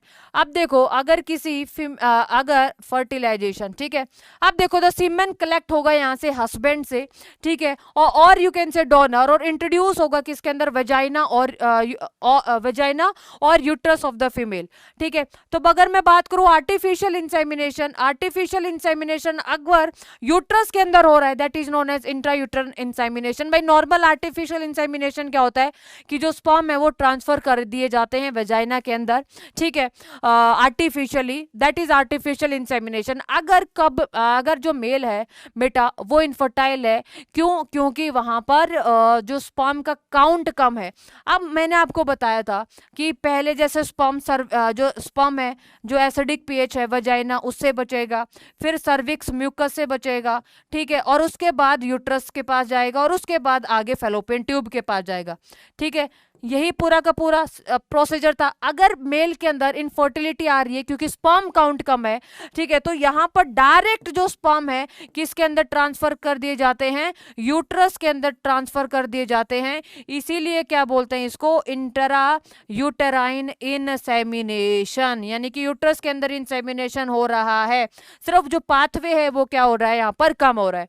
So this technique is useful for the male partner having inability to inseminate female और low sperm count. Erectile dysfunction के अंदर भी भाई ये प्रोसीजर हो रहा है। हाँ, फर्टिलाइजेशन कहां पर हो रही है? फर्टिलाइजेशन हो रही है फीमेल के अंदर, तो ये कैथेटर की मदद से डायरेक्ट जो स्पर्म है बेटा ट्रांसफर कर दिए जा रहे हैं यूट्रस के अंदर, and that is intrauterine insemination. Fertilisation होगा एम्पुलरी स्थमिक जंक्शन के ऊपर, ठीक है। नेक्स्ट अगर मैं बात करूं, और नेक्स्ट है बेटा that is ICSI. ICSI intracytoplasmic sperm injection. ICSI क्या है? Intracytoplasmic sperm injection. Intracytoplasmic sperm injection. देखो, अगर बार बार आईवीएफ अगर फेल्योर हो रहा है तो इक्सी परफॉर्म किया जाता है, और ये भी क्या है? In vitro fertilisation, just like zygote intrafallopian transfer and intrauterine transfer, ये है इन विट्रो फर्टिलाइजेशन। अब देखो, अब हमने पेट्री डिश के अंदर रख दिया था स्पर्म और एग, और हम वेट कर रहे थे कि फर्टिलाइजेशन हो जाए। अब जस्ट सपोज बार बार आईवीएफ फेल्योर हो रहा है, ठीक है, बार बार आईवीएफ फेल हो रहा है, तो इसका मतलब कि जो स्पर्म है बेटा उसके पास कैपेसिटी नहीं है कि जो वो एग की जो मेम्ब्रेन है उनको भेज सके, तो डायरेक्ट यहाँ पर क्या किया जाता है कि जो स्पर्म को डायरेक्ट किया जाता है, इंजेक्ट कर दिया जाता है साइटोप्लाज्म ऑफ एग। तो laboratory procedure in which single जो स्पर्म है बेटा मेल पार्टनर से injected directly into the egg after the fertilisation, embryo को इम्प्लांट कर दिया जाता है वूम्ब की यूट्रस के अंदर। तो यहाँ पर भी फर्टिलाइजेशन बॉडी के बाहर हो रही है, फिर उसके अंदर ट्रांसफर किया जा रहा है। Fertilisation embryo is implanted into the womb, women's uterus, ठीक है। तो ये पूरी की पूरी आपकी इक्सी होगी। नेक्स्ट है सरोगेसी। सरोगेसी के अंदर क्या है? सरोगेसी के अंदर women surrogate mother bears a child for a couple unable to produce children because the wife is infertile और अनेबल टू कैरी, ठीक है। उस केस में सरोगेट मदर इन कपल के लिए बेबी को कैरी करती है। The surrogate is impregnated through artificial insemination और implantation of embryo produced by IVF, ठीक है। आर्टिफिशियल इंसेमिनेट भी यहाँ पर कर सकते हैं फीमेल को, तो ये है सरोगेसी, ठीक है, दैट इज सरोगेसी। लेकिन आपके एनसीईआरटी के अंदर एक बहुत प्यारी लाइन दी गई है, ठीक है। एआरटी मतलब वो टेक्निक्स हैं, एआरटी असिस्टेड रिप्रोडक्टिव टेक्नोलॉजीज, जिसकी मदद से इनफर्टाइल कपल को मतलब असिस्ट किया जाता है फॉर प्रेगनेंसी, ठीक है। लेकिन सबसे ज्यादा जो बढ़िया जो मेथड है बेटा that is the legal adoption is one of the best method for couple who is looking for the parenthood. तो मतलब जो ऐसे बच्चे जिनके भाई माँ बाप नहीं है उनका एडॉप्शन कर लिया, तो इसका मतलब उनको भी क्या मिल जाएगा? एक फैमिली मिल जाएगी। सो legal adoption is one of the best method for couple looking for parenthood. तो यहाँ पर बेटा आपका चैप्टर कंप्लीट होता है, लेकिन हाँ आपके लिए होमवर्क में आपको अच्छे से 5 क्वेश्चंस मिलेंगे, ठीक है। पहला जो क्वेश्चन आपने अच्छे से करना है, जो बेस्ट है वो मैं आपको बता रही हूँ, ऑब्जेक्टिव ऑफ आरसीएच। आरसीएच के आपको ऑब्जेक्टिव बताने हैं, ठीक है। ZIFT एंड GIFT के बीच में डिफरेंस आपको बताना है, ठीक है। ये आपका होमवर्क है। GIFT के बीच में आपको बताना है डिफरेंस कि क्या डिफरेंस है। ऑलराइट, नेक्स्ट है आपको लैक्टेशनल एमिनेरिया मेथड आना चाहिए, लैक्टेशनल एमिनेरिया मेथड, ठीक है। नेक्स्ट जो क्वेश्चन है आपका होगा हार्मोनल रिलीजिंग आईयूडी, ठीक है। हार्मोनल रिलीजिंग आईयूडी का मोड ऑफ एक्शन क्या है? क्योंकि अगर आपको हार्मोनल रिलीजिंग आईयूडी आ गया तो बचे हुए दूसरे भी इंजेक्टेबल्स, इम्प्लांट्स, इनका मैकेनिज्म भी आ जाएगा, ठीक है। वेसेक्टोमी एंड ट्यूबेक्टोमी के बीच में डिफरेंस, ठीक है। वेसेक्टोमी एंड ट्यूबेक्टोमी के बीच में डिफरेंस, ये क्वेश्चन है। चलो एक छोटू सा और क्वेश्चन कि भैया 1951 एंड 1971 के अंदर क्या हुआ था। ठीक है, तो ये सारे के सारे क्वेश्चंस हैं, आपको मुझे बताने हैं। ठीक है, तो यहाँ पर रिप्रोडक्टिव हेल्थ आपका चैप्टर होता है। अब ये मत कहना कि मैम आपने तो चैप्टर उड़ा दिया। बेटा ये जो चैप्टर है ये आपका रिवीजन है। अब चीज आपको समझ में आनी चाहिए। ठीक है, आप टीचर लिखे लिखे उतना टाइम आपके पास भी नहीं है। मतलब यहाँ पर है कि आपको सारी की सारी चीजें आपके दिमाग में सेट हो जानी है, आपको बार बार रिवाइज करनी है। ठीक है, सो दैट अब कंटेंट आपके यहाँ पर आना चाहिए। ठीक है, तो बार बार चीजों को रिवाइज करो। अब जस्ट आपने थ्योरी देख ली ना, आपने सारे के सारे नोट्स देख लिए, सारी की सारी चीज मैंने बता दी। कोई भी डाउट है बेटा मुझसे पूछो। नेक्स्ट जो लेक्चर करेंगे उसके अंदर हम क्वेश्चंस करेंगे, प्रीवियस ईयर क्वेश्चंस कर लेंगे। अब इतने सारे क्वेश्चंस कर लेंगे तो आपको ये बिल्कुल भी डाउट करने की जरूरत नहीं है कि कोई टॉपिक आपका मिस हो जाएगा। तो टॉपिक तो आपका बेटा कोई मिस हो ही नहीं रहा है। ठीक है, बेशक आपको कंटेंट वन शॉर्ट लेक्चर के अंदर मिल रहा है, लेकिन ना सारा का सारा लेक्चर मिल रहा है। मैं अपना बेस्ट दे रही हूँ और मैं भी आपसे एक्सपेक्ट करूंगी कि आप भी अपना बेस्ट दो। मिलते हैं नेक्स्ट लेक्चर के अंदर, तब तक अपना ध्यान रखिए, पढ़ते रहिए, मुस्कुराते रहिए। Thank you so much, take care, Jai Hind, जय भारत।